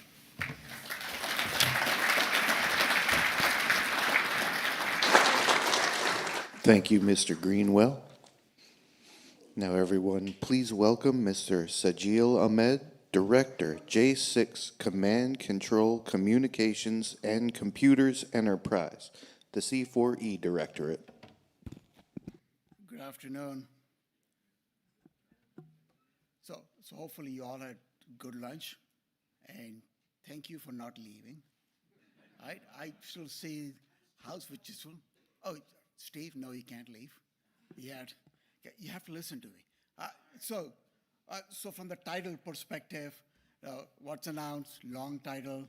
Okay, can you go to the next slide, please? Next slide. So I am the director of J6. What that means, basically, and there's lots of words in here, you could get the slide, you could read it later on. We are responsible for all the end systems which DISA manages on behalf of DISA as an organization and for other DAFAs and other organizations. So basically, any end system out there, my team manages. So that could include unclassified, it could include classified systems. For the past couple of years now, DISA is reorganized, where we consolidated all the end systems into the J6 Directorate. So what that means is we took the previous joint service provider, which some of you might have been familiar with. We took that organization, we took a former what's called the FE organization, which was managing DoDNet and the other networks, and JSSC, which is focused on National Military Command Center. We combined those into one organization so that we could have all of end systems management into one place. So we are in the process of implementing the reorganization, not there yet, but we are in the process of working through it. Roger talked about from the CIO perspective on how Roger and his organization looks across the board for DISA and for the solutions. I am one of the beneficiaries of what Roger does. I am the beneficiary of the briefings and what you saw this morning, heard this morning from Jason Martin. All the programs and the enterprise solutions and everything else, the PEOs are designing and implementing. What Roger and his team is looking at doing as part of the integration. My responsibility is to take all those and provide that to the end user. So I am the last mile, if you look at it that way, for the end user itself. It could be for the local area networks, it could be the global service desk, it could be for the systems itself. For example, 365, that's all my team provides. It is great that we are the front-facing organization for any of the users. It's good we get to talk to the users. But when some problem happens, as some of you know from before, we take the first arrows. Just comes with the job. General Dominguez, who's sitting over there as he's the Vice Director of Operations, him and his team are the one, if something happens, they are the ones who are the first contact with the users for any of the issues or any of the requirements coming in. Since we are close to the user, we take the requirements and we provide that back to the DISA as the agency itself, so that we could either modify the solutions, create new solutions, fix the issues. So we are the ones who usually take those and then come up with the agency-wide solution. We are also, can you go to the next slide, please?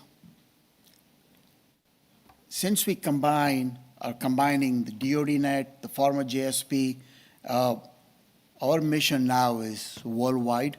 This just shows different places in the world we are in today already. We are expanding on, just to give a quick update on DoD-Net, we are continuing to implement DoD-Net. We are looking at implementing DoD-Net to more DAFAs this year. So that's going to be a continuing process. We are also looking at, as we are consolidating all the contracts across the board, to see how we could look at taking advantage of all the different contracts we had in different areas, either consolidate them, eliminate them, come up with the new contracts. So we are in the process of doing that also. So this is for us a evolving, not just the organization itself, but the functions, consolidating the operations, consolidating contracts, consolidating the global service desk support we provide. So this year for us is really from the transition perspective is how we are implementing those functions itself. What that means also is, I know Stanton has talked about that, a couple of other seniors have talked about the teamwork. That becomes essential for us from the teamwork perspective, not just within DISA, but with all of you.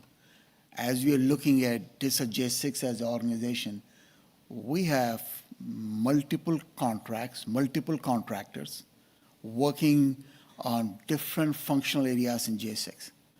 I have talked to many of you since this morning about some area within J6 that you're providing service, which is great, like all the partnership. What we also need help with is not just the partnership with DISA J6, but partnership between the companies, between the contractors. That becomes key for J6 to make sure that we are providing the support to the folks who are doing the mission. If you have that many contractors, if you have that many contracts, if you have okay, that many functions which are being supported, it becomes essential that, okay, that partnership between the contractors themselves is needed to make sure we are successful. Just a quick example, in the operation centers we have, in the operation center in the Pentagon, we have at least 4 different contractors in there, 4 different contracts, or more than 4 contracts, providing service, providing a piece of the operation. If something goes wrong, there is issues. We are in the operational world. There's always something going on. If something is there, we need help for all those different contracts and contractors to work together as one team so we could resolve the issue as quickly as possible. That's something as we are looking across all of the mission support itself, this is one of the areas I need help in. From all of you, I know with multiple contracts, just need help with that. Right, can you go next slide, please? Okay, from the acquisition opportunities, we have, we already have some contracts already on the street, but we have few of them coming over, coming this year. What I would like to do is to ask Ms. Brittany Bookout, who works the contracts for DISA J6, to join me over here to talk about the contracts itself. So, Brittany. Good afternoon, all. So as Mr. Ahmed said, we are looking across the J6 to consolidate functions and contracts in order to have more efficiencies across the J6. We have 5 opportunities we're going to talk about today, and one that is not on this slide, but I think a lot of industry is interested in the model contract. That one will just got an extension. If you haven't seen your email, proposals are due on Wednesday morning at 8 a.m. Central Time. And then moving into all of these requirements, these next 5 requirements, they are all small business set-asides coming up in the next couple quarters for award this year. These are a couple contracts that are supporting just the legacy JSP mission set, which is first our enterprise collaboration services. So that is helping with the management, the content management of Nipper and Sipper SharePoint in the legacy JSP space.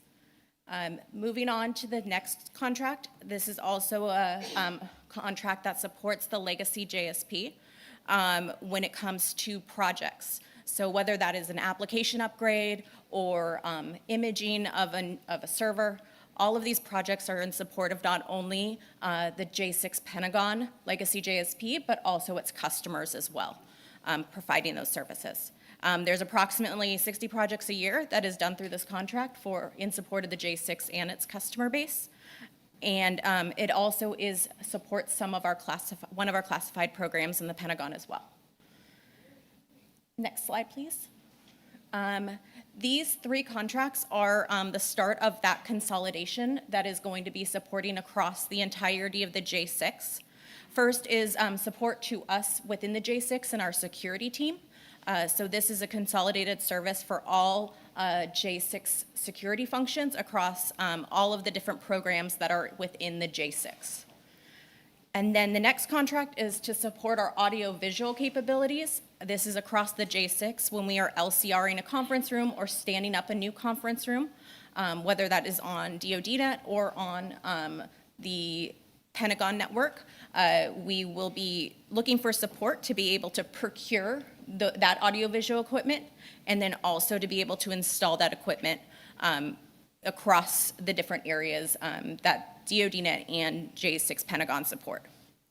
Lastly, I think everyone's heard of the DoDNet catalog or the Fourth Estate catalog. That is coming to an end, and we will be recompeting that, looking across all of J6 and finding those common IT end user equipment, peripherals, networking equipment that we can put on a catalog that is going to support the entirety of the J6 mission. And that is all I have. All right. Thanks, Brittany. So as I mentioned, I think some of the contracts as they're coming up, we're looking at starting to integrate that across the J6 organization itself. Our customer base includes DISA as a service provider. DISA, actually, Mr. Greenwell is one of my customers, along with other DAFAs and within the Pentagon itself with OSD and Joint Staff and others over there.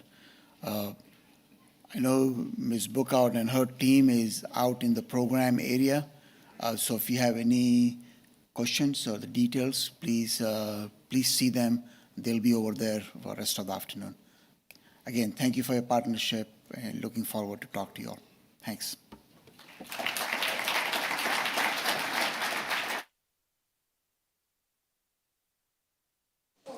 Thank you both.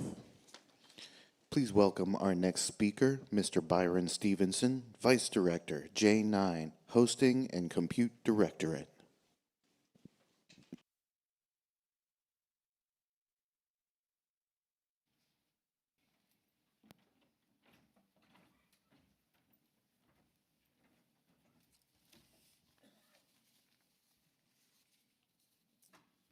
Can we go to the next slide? So J9, we deliver and develop flexible, scalable, secure hybrid cloud solutions that are for the hybrid cloud solutions and professional services to give our warfighters a decisive technological edge. We partner with industry to modernize and transform warfighter mission success through superior data capabilities and technological advancements. So how are we doing that? We have recently shifted to 4 portfolios. I'm going to walk through those in a little bit. We are organizing ourselves around these 4 core portfolios: hybrid cloud services, professional services, customer care, and core platform services. The heart of these portfolios is our unwavering customer service commitment. We are trying to provide the right solution for the right purpose in the right location. We do not offer a one-size-fits-all. We try to do tailored hybrid cloud solutions to meet our mission readiness requirements of the warfighter. Whether the strategic partner needs to leverage our DISA's globally dispersed data centers, a private cloud solution, or a commercial cloud offering, we focus on delivering whatever is the need that they need to have delivered. Can we go to the next slide? So we have recently shifted to trying to put our portfolio into 4 portfolios. Similar to the way Mr. Martin has said, a lot of the organizations have been portfolio aligned. We are going to a portfolio alignment also. The first one is the hybrid cloud services. It's our strategic foundation. It is the main portfolio for external offerings that strategic partners will be able to order. In it are things that are very familiar for people to hear: hosting, enterprise storage, mainframe, x86 cloud hosting, Stratus, Olympus, JWCC, and Joe. So we are trying to align all of our externally facing offerings into our hybrid cloud services strategic portfolio. We're going to also be providing professional services. That's where we're going to provide tactical expertise. This is where we have our skilled technical depth of staff that will be working across servers, databases, applications, and platforms to provide a stable foundation, often challenged by shifting capabilities and technology. Our professional service teams ensure consistent operational excellence. They are embedded with the strategic partners' mission environments and deliver configuration, optimization, troubleshooting, and lifecycle management. Supporting all of our capabilities is the core service support portfolio. This is the anchoring of our J9 mission capabilities. It has the behind-the-scenes capabilities such as the BCAP, data analytics, the physical infrastructures of our data centers, data center management, infrastructure as service, VDI solutions, all of those behind-the-scenes capabilities that the other capabilities are driven across. And then the last thing that we are focused on is customer care. Many of you know we have a cloud broker office. They serve as the trusted front door for as an enduring ally for all of our customer engagements. They provide customer care to develop a solution that meets the customer's requirements. They provide proactive relationships, tailored technical solutions, and provide ongoing guidance whenever requested. Let's go to the next slide. So I have 11 opportunities that I'm going to go through. So the first one, JWCC Next. This is the follow-on to the JWCC contract. It is anticipated to be awarded in the third quarter of FY27. We have collected requirements from the services and agencies that it was done through a DOW-CIO engagement with all of the services to have representatives provide requirements. We are also looking at getting technical support for the JWCC Engineering and Program Office. We will be looking for some technical support in support of ADAT and the DISA acquisition package preparation system. GCDS 3 is looking for an award in first quarter of FY27. And then we will also request technical support for Infrastructure as Code program.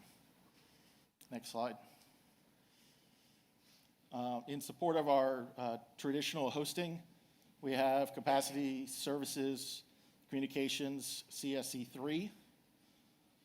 That will be third quarter of FY26. Storage Capacity Services, ESS 4, will be second quarter FY27. And then our Unisys Operation Systems as a contract that's anticipated to be awarded in first quarter of FY27. Next slide. We will be looking for technical support for our cloud orchestration system administration support. We will be looking to get an award for what we're calling Reforged, is to modernize our mainframe applications in first quarter of FY26. We are also looking for mainframe software licensing support in fourth quarter of FY26.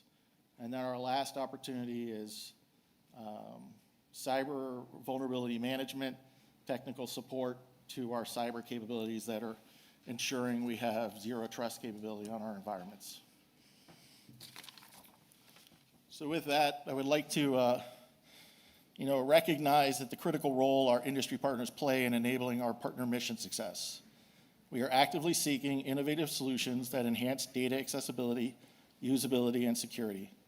We encourage you to explore opportunities to collaborate with us on critical initiatives and demonstration of solutions that either accelerate or adopt modern capabilities such as ML and AI, enable FinOps solutions to provide transparent pricing or empower strategic partners to manage their optimized workload, deliver greater cloud efficiencies or enhanced capabilities, or offer more flexible options for optimizing cloud service. Provide competitive cloud features and solutions maximizing the value of investments. We deeply value your partnership and look forward for continuing collaboration. Thank you for your engagement and for being a vital part of how we deliver our critical capabilities to the warfighter.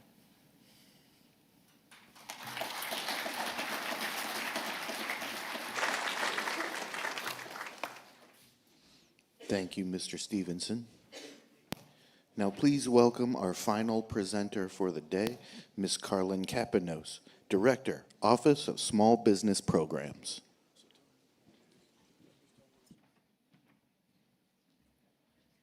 The only thing worse than being last is if I were right before lunch. All right, folks. My name's Carlen Capenos. I am DISA's Director of the Office of Small Business Programs. I'm also a diehard Steelers fan, so I had a good day yesterday. All right, so today I'm going to talk about three different things. I'm going to talk a little bit about our FY25 program overview and our achievements. I'm going to talk a little bit about some changes that are happening in FAR Part 19 and tell you a little bit about what hasn't changed. And then I'm going to get on my soapbox for a couple minutes. But let's go ahead and get started, and let's look back on FY25. So a couple things that I want to remind folks, and you heard Mr. Packard say it publicly, and hoping that his predecessor will continue with the DISA small business friendly perspective. Our DISA Small Business First policy is codified in our DISA acquisition supplement, our DARS. And it says that every requirement that comes through DISA for execution is automatically included in the small business program unless and until market research bears that small business cannot execute that requirement. That's our policy right now, and I hope that will be our policy going forward. But that's where we were last year, and that's where we are right now until anything changes. I put down in there just a notion of what we've done over the last decade directly for small business contracts. Over $15 billion have been awarded directly to our small business partners in this room and throughout the world. That is over almost 27% of the dollars over the last decade have been awarded to small business. So with that, you know what a vital part of our community you are, playing nicely in our sandbox with all the other folks in our sandbox. We rely on you, we need you, and we will continue to need you despite what I'm going to say in my upcoming slides. Okay, so the FY26 goals. I'm just guessing here based on some more requirements coming in, our denominator getting bigger. We may see our percentage go down, whether we're going to have a single small business goal, whether that's the statutory 23% across the board, whether we have socioeconomic targets and requirements to monitor and report, depending upon how you're reading the FAR override and some of the congressional budgets that are going through. TBD, we'll see. Regardless, again, reflecting back to DISA's small business policy at this moment. And then down in the bottom corner, you can see that we were green. We met or exceeded 4 of our 5 goals last year regarding our prime contracting to small businesses. Okay, so next slide. Okay, so the changes that are coming down, are they good, or are they bad, or are they just really still unknown? So click, good or bad, click. It depends upon your vantage point. You can have the final click on that slide. So a lot of the things that we're going to talk about in the next coming slides and on my little soapbox I'm going to get on, whether these changes coming down are good or bad may depend upon where you sit, how you're looking at it, how you've done business in the past, how you're postured to do business in the future. So what may be a change that the guy sitting next to you says, woohoo, this is awesome, this is going to be great for us. The person sitting next to you might be going, oh, holy crap. So the good news is we have some time to figure out whether it's good, bad, or TBD. All right, so the next slide. Let's go ahead and break them down. All right, so some of this may not be news to you with the postponement of the forecast industry, some updated thresholds that may or may not impact you. Micro purchase threshold increased to 15K, SAT to 350. Subcontracting plan requirements have increased to 900K. Direct awards to 8As, WOSB's hub zones increased to 5.5, while the SDV OSB increased to 5 million. Don't ask me why, I don't know. Okay, next slide. A couple changes that may impact us going forward and how we execute from the SBA standpoint. They have done their 5-year look across the board at the size standards and the NAICS codes and have proposed increases to 263 of the NAICS codes and decreases to none of them. They have revamped their dynamic small business search into just small business search, a much smoother platform. Looks nice, a lot of the same information, just faster to get what you're looking for. And then they've taken ownership of the subnet for subcontracting opportunities. If you're just wanting to look for subcontracting opportunities, you can look without having to have an account. If you're posting subcontracting opportunities, you will need to register in that subnet system to publish your requirements or your opportunities. Next slide, please. All right, so the changes to FAR Part 19. The overarching changes is really in the format of it. It used to be broken down in all different parts of it. Now they've kind of regrouped it into pre-solicitation, evaluation and award, post-award. They have kept the rule of two, sort of. And remember, these are all the FAR overhaul. These are not ineffective today, and they're not necessarily finalized, but probably pretty close to what they've written is what will be implemented. When I say FAR Part, or the part rule of two, those of you who had been tracking FAR Part 19 know that there had been a lot of consternation about really getting rid of almost everything in FAR Part 19. We'll talk about that a little later on, not quite as bad. But the rule of two survived, basically saying that if it's over the micro purchase threshold, we're still going to have to do it. The confusion, depending on how you're reading it, the rule of two, if two or more small businesses can execute the work, we shall set it aside.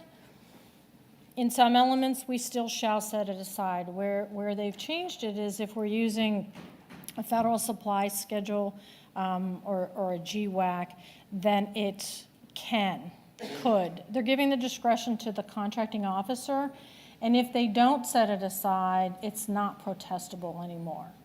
So depending upon your side of the fence, we've heard some people go, well, we'll protest that, we'll take it to court. So that may be shifting, but that's where we are right now. The other part that's in there is that a really big change.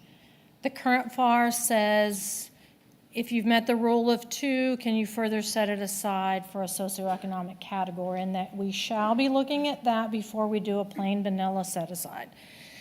The FAR rewrite says the opposite. If two or more can do it, you should set it aside, but just at the small business level and not at the further socioeconomic. So before it was kind of precedence that setting aside for 8A or HUBZone or women-owned was a priority. Now they're saying it's not. A plain small business set-aside is the preference for it. And then the 8A, the automatic release from the 8A program if the follow-on contract is another socioeconomic set-aside. So if we have an 8A requirement, but we're going to do a HUBZone set-aside, we don't have to go back to the SBA, according to the FAR rewrite, to get it removed from the program. Now, I've been in meetings with the SBA, and they're like, oh, we didn't say that. We didn't agree with that. That's not statutory. That's not how we interpret it. So the SBA has seen some of these FAR rewrites and has expressed that they don't agree with it, so time will tell, and we'll see how it goes. But that's how it's currently written. Now, I say that with well, if you're going to put in a socioeconomic category, then you don't have to go to it. But then we see the other part of the FAR that says, no, you should just do small business set-aside. So how all of this comes down, I think it just gives the contracting officer more discretion to look at the market research and say, what makes sense? If we put it out as a small business set-aside, we're going to get 3650 offers, and we don't have time to evaluate all of that. That might not be a good decision, but if we keep it in the 8A program, maybe we'll only get 10 or 15, but wow, we have some really solid HUBZone. So it leaves more discretion, which the takeaway for those of you in the audience, if you're still relying on these set-asides by the time I get to the end of my slides, you're going to really want to make sure that you're conveying that information back to the contracting officers with their sources sought notice and their market research to let them know who you are, how great you can do it, and the options that they have available to them to use their discretion. All right. So, and they've eliminated the re-verification of business size at the order level. Before it was at their discretion that they can ask you to say, are you still a small business when you're doing task orders? Now they're saying, no, you don't have to do that at all. All right, before we move on to the slide, let's talk about a couple other changes in FAR 19 that have come down. So I will say the rumors that we heard going into it was that FAR Part 19 was going to be decimated, that it was going to be even smaller and shorter than FAR Part 10 when it came out. There were a lot of us that were really alarmed about it, but it turned out that it really wasn't that bad. We went from, like, if you take it and put it in a Word document, from 74 pages down to 51 pages. So there's still a lot of stuff that's in there, including that all of the socioeconomic categories are still in there. We had heard they may be going away, there may be none of those. Depending upon what you read and how far you want to dig into what the intent is that's coming down, they may be going away altogether. There's a lot of challenges in court, whether some of these are constitutional. But as of right now, they all survived and they're all in there. But again, reiterating the fact that they've eliminated that the priority of the socioeconomic categories ahead of a small business category. The always 8A, once an 8A, always an 8A is eliminated. We talked about that. And again, we'll see how that plays out in the big scheme of things. And that is something, the 8A program, those of you who have grown up and through it or in it now, that can have some really big implications to how you do business or how you were doing business. And again, is this a good thing that we're letting the other socioeconomic categories have the chances versus once an 8A? It again depends upon your perspective. If you just got into the 8A program, you're like, holy crap, this was great. But if you've graduated from it and you're like, oh good, maybe I can still compete for the incumbent work that I have. Okay. Rule of 2, again, the good news is it did survive, it's in there. Contracting officers can use their discretion to set aside orders under the threshold.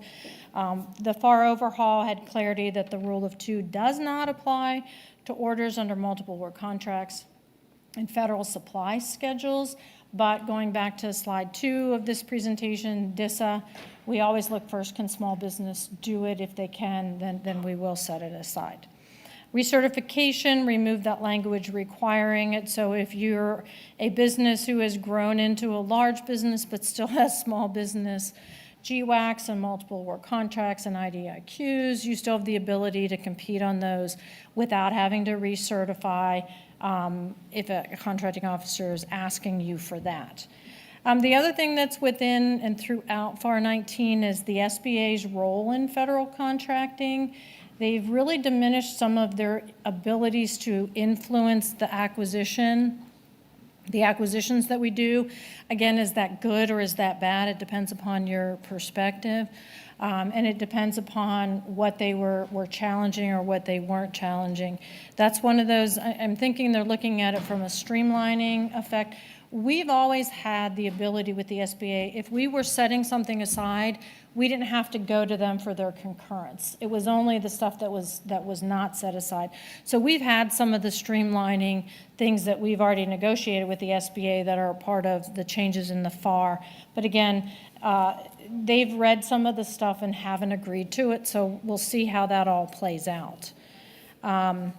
And, you know, really on the 8A program, that sometimes we would have discussions on us wanting to take a piece that was in the 8A program and move it over where it better fits. And having those discussions, sometimes doing the smart, efficient thing, especially after we've done one of our reorgs and running into that, no, you have to keep it in there. So we kind of look at it as a good thing that we have more ability within DISA to make the smart decisions that make sense for how we're executing our mission for our warfighters. All right, the next slide. So I had a slide in here to talk a little bit about CMMC, but then contracting said, no, we're going to talk about CMMC. Sam was going to talk about it afterwards. Because CMMC obviously affects all of contracting, not small businesses. I did want to throw this one resource in. This was a newer resource for me that really helps kind of explain and go the step by step. If you're kind of new to what the process is and should be, well, it's free. I mean, anybody can read it. You don't have to be just a small business. But just a reminder that you know, all the CMMC started becoming effective last month. I'm not going to say any more about it because, you know, we're on a good news story. Also, a little bit out of my lane, but if you have questions or concerns from a small business standpoint, you can email us and we can have a conversation about that. Okay, so let's talk about what hasn't changed. Next slide, please. Okay, so this is small business friendly. Small business first policy has not changed. DISA 101 small business orientations, we continue to offer monthly sessions via Teams for anybody. I mean, they're focused on businesses, they're focused on small businesses who are new to DISA or even just businesses that are new to DISA. And if you want a refresher course, you have new people, anybody can sign up and listen to it. And we go through about 50 slides of all the information of contractors new to DISA, what they need to know to get started, where to get information, what kind of contracts we use, how to influence the acquisition decision, just all those questions that people that are coming into our space ask about the contracting piece of it. The technical side of it, you know, I'm deer in the headlight looks when it comes to that stuff. So it isn't a technical one, but we give resources and avenues if you want to do a technical evaluation meeting and that kind of stuff going forward. So that's still available. DISA's forecasts are updated quarterly on the DISA.mil website. If you haven't seen the FY26 quarter one, it's out and available. If you can't find it on our website, we're happy to email it to you. Our office, every month, we have published on the DISA.mil website right next to the forecast, the acquisition decision documents. When we make a decision that has publicly available information, that it's going to be this requirement, it's going to be this kind of set aside or not, here's the contract vehicle, here's about when the solicitation's coming out. We post that monthly. You can either go out and look for it, or if you want to sign up for our distro list, when we publish it, we'll send it out to you and you can click on it, and now it's even in an Excel spreadsheet for you. That has not changed. And our office hasn't changed. We've gotten a little bit smaller. So the next slide, I will roll into who we are. I will tell you that we are lovely and we are delightful. I will tell you that we answer every email that comes in to us, except from some guy named Scott Kilroy, for some reason can get past our junk email and just always comes in. But we do answer the emails. We get a lot of emails that may not even be for us, but we will do our best to get you an answer, track down an answer for you, or push you in a direction of somebody that can answer your question. Okay. Then we'll move to the next slide, but before we get into some questions and answers that I would be happy to try to answer, I just want to kind of get on my soapbox for a little bit. When I started working on this speech, you know, I thought, well, let's really go into a deep dive into the FAR 19 overhaul and how it's going to affect small business and how DISA does our contracting. And I was reading a bunch of articles, and I came across this one from this guy named Joshua Frank. It was on LinkedIn, and he had 8 pages worth of his analysis and his commentary. And one thing that he said in there that kind of was like, oh, wait a minute, that really resonates with me, and it's something I want to share with you. Since I have my soapbox, I can get onto up here. And it's that hope is not a strategy. In his 8 pages of documentation and commentary, he said, hope is not a strategy. You need to pivot now. Stop focusing on your socioeconomic certifications and focus on your business fundamentals. He said, the government is not pro-small business, and it's not anti-small business. It's pro-business. And that the set-asides violate the doctrine of a free market economy. He goes, so when I'm looking at that, you know, like, what do we do now? What do you guys need to do now that are small businesses? So I asked you in the audience, and I can see some of you. But how many of you in this audience have won a contract at DISA or anywhere else as a woman-owned small business? Raise your hands. We don't do women-owned set-asides? Okay. How many of you have won it have won 8A contracts? Service disabled? Okay. But did you? Did you win a government contract because you have a certification? Or did you win it because you're a great company?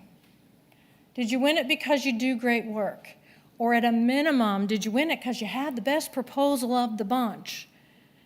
I promise you, with maybe the exception of 8A Direct Awards, you're not winning contracts at DISA because of a certification. You might have had smaller competition, but you still didn't win it because you had a certification. But even if you did, now might be the time that you think about pivoting or rebranding or rethinking or adjusting. But if you've always looked at being the best business that you can, maybe you don't actually need to do anything at all with the changes coming down. The entire government infrastructure is undergoing transformation. Mr. Packard even, unbeknownst to my using this word, he defined it for us, dramatic change. It's changing. And if you don't adapt, adjust, your company may go out of business or may have a smaller share than you had. Is the government contracting world on fire? Maybe, I don't know. I don't know. But here's what I do know, is that for years and years, many of us who've been in this business for a long, long, long time, and I have been here a long, long, long time, and I've been in the acquisition space, we've known, and if y'all really admit it, we've known that something had to change, that the way that we've always done business is not smart in today's landscape. So something had to give. And boy, did it give. It gave way. And so right now, we need to remember that these changes are purposeful.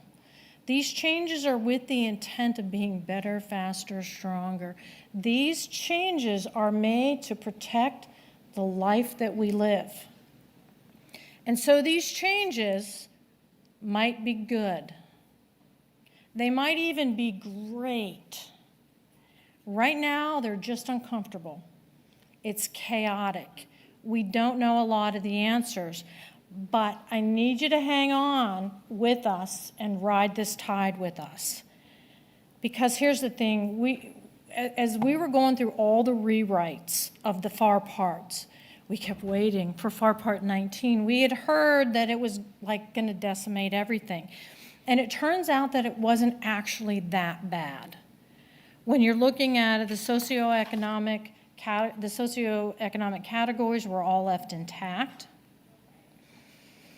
But what I will say to you right now is if you have relied on the certifications that your company has, that they've earned, that they're entitled to, that they have, if you've relied on those advantages, okay, you now have time because they're still there. You can use them. But you might want to start thinking about what do I need to do to position myself in the future where we may only have small business set-asides or we may have no small business. I'm not saying that is, I think we will always have small business set-asides.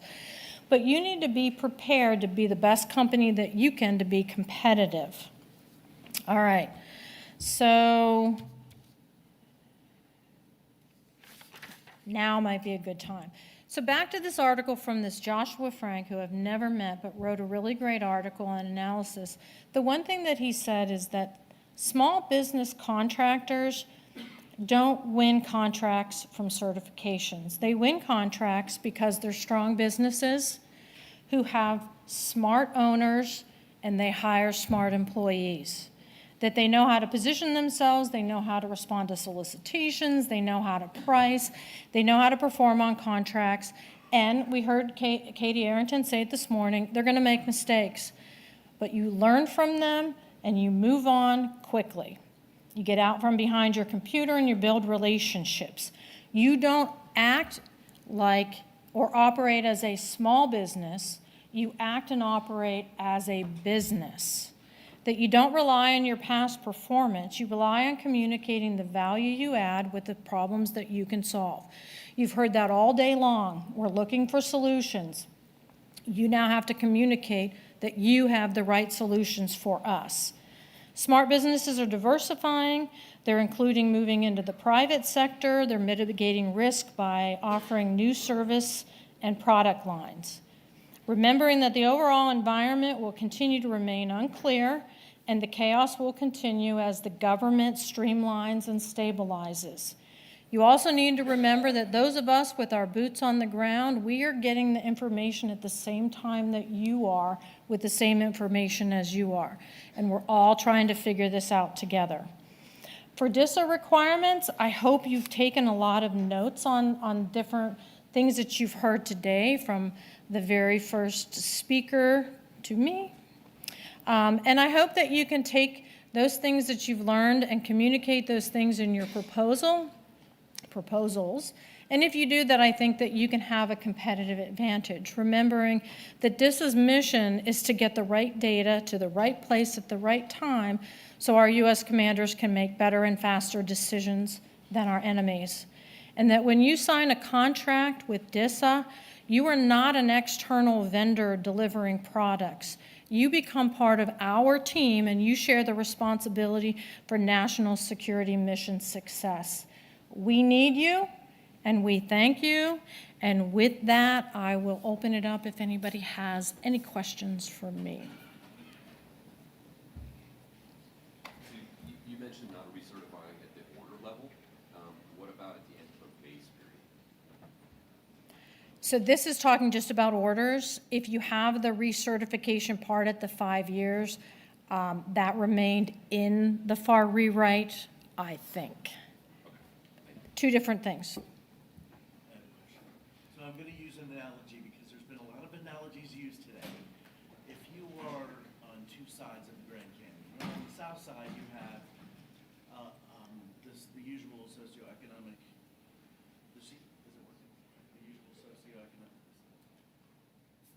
the usual socioeconomic folks, small, hot zone, 8A, whatever, what have you. And on the north side you have the usual suspects from the large business systems and a greater community. And you're Evel Knievel and you want to get to the other side and you hope you have enough thrust vector and you're halfway across the Grand Canyon. It used to be, and I'm dating myself just a little bit, that there was the 1500 NAICS code standard and the government would issue solicitations within that realm. But these days there is no mid-tier, and for those of us who find themselves as awkward teenagers trying to grow your business to the other side, and I think that we have a lot to offer because we're struggling to make it. And the largest, there's been a theme here from the speakers that they have a lot to contribute to the government and service industry.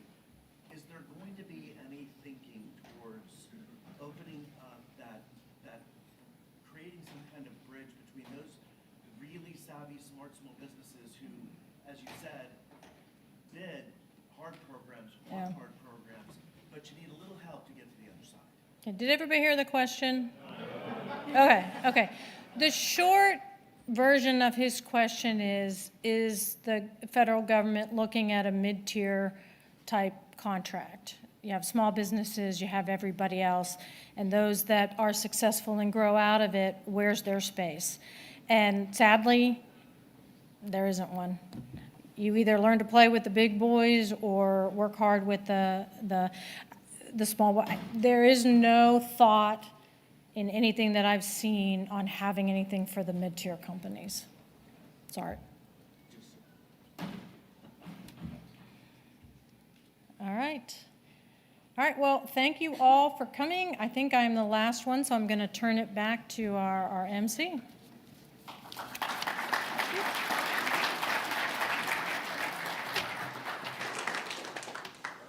Thank you, Ms. Capenos. At this time, we will pause for a brief break. Starting at 2:30, we will begin our Meet the Seniors session.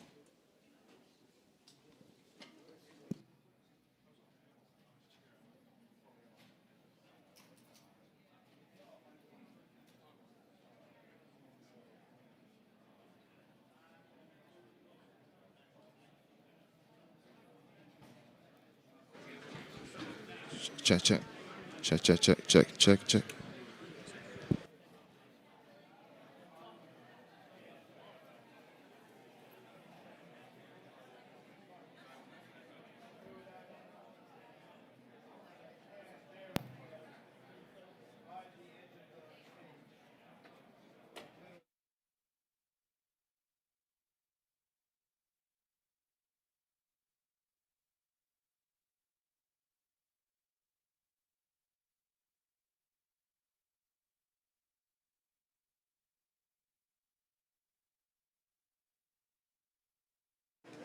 Check, check, check, check, check, check, check. Yeah, that's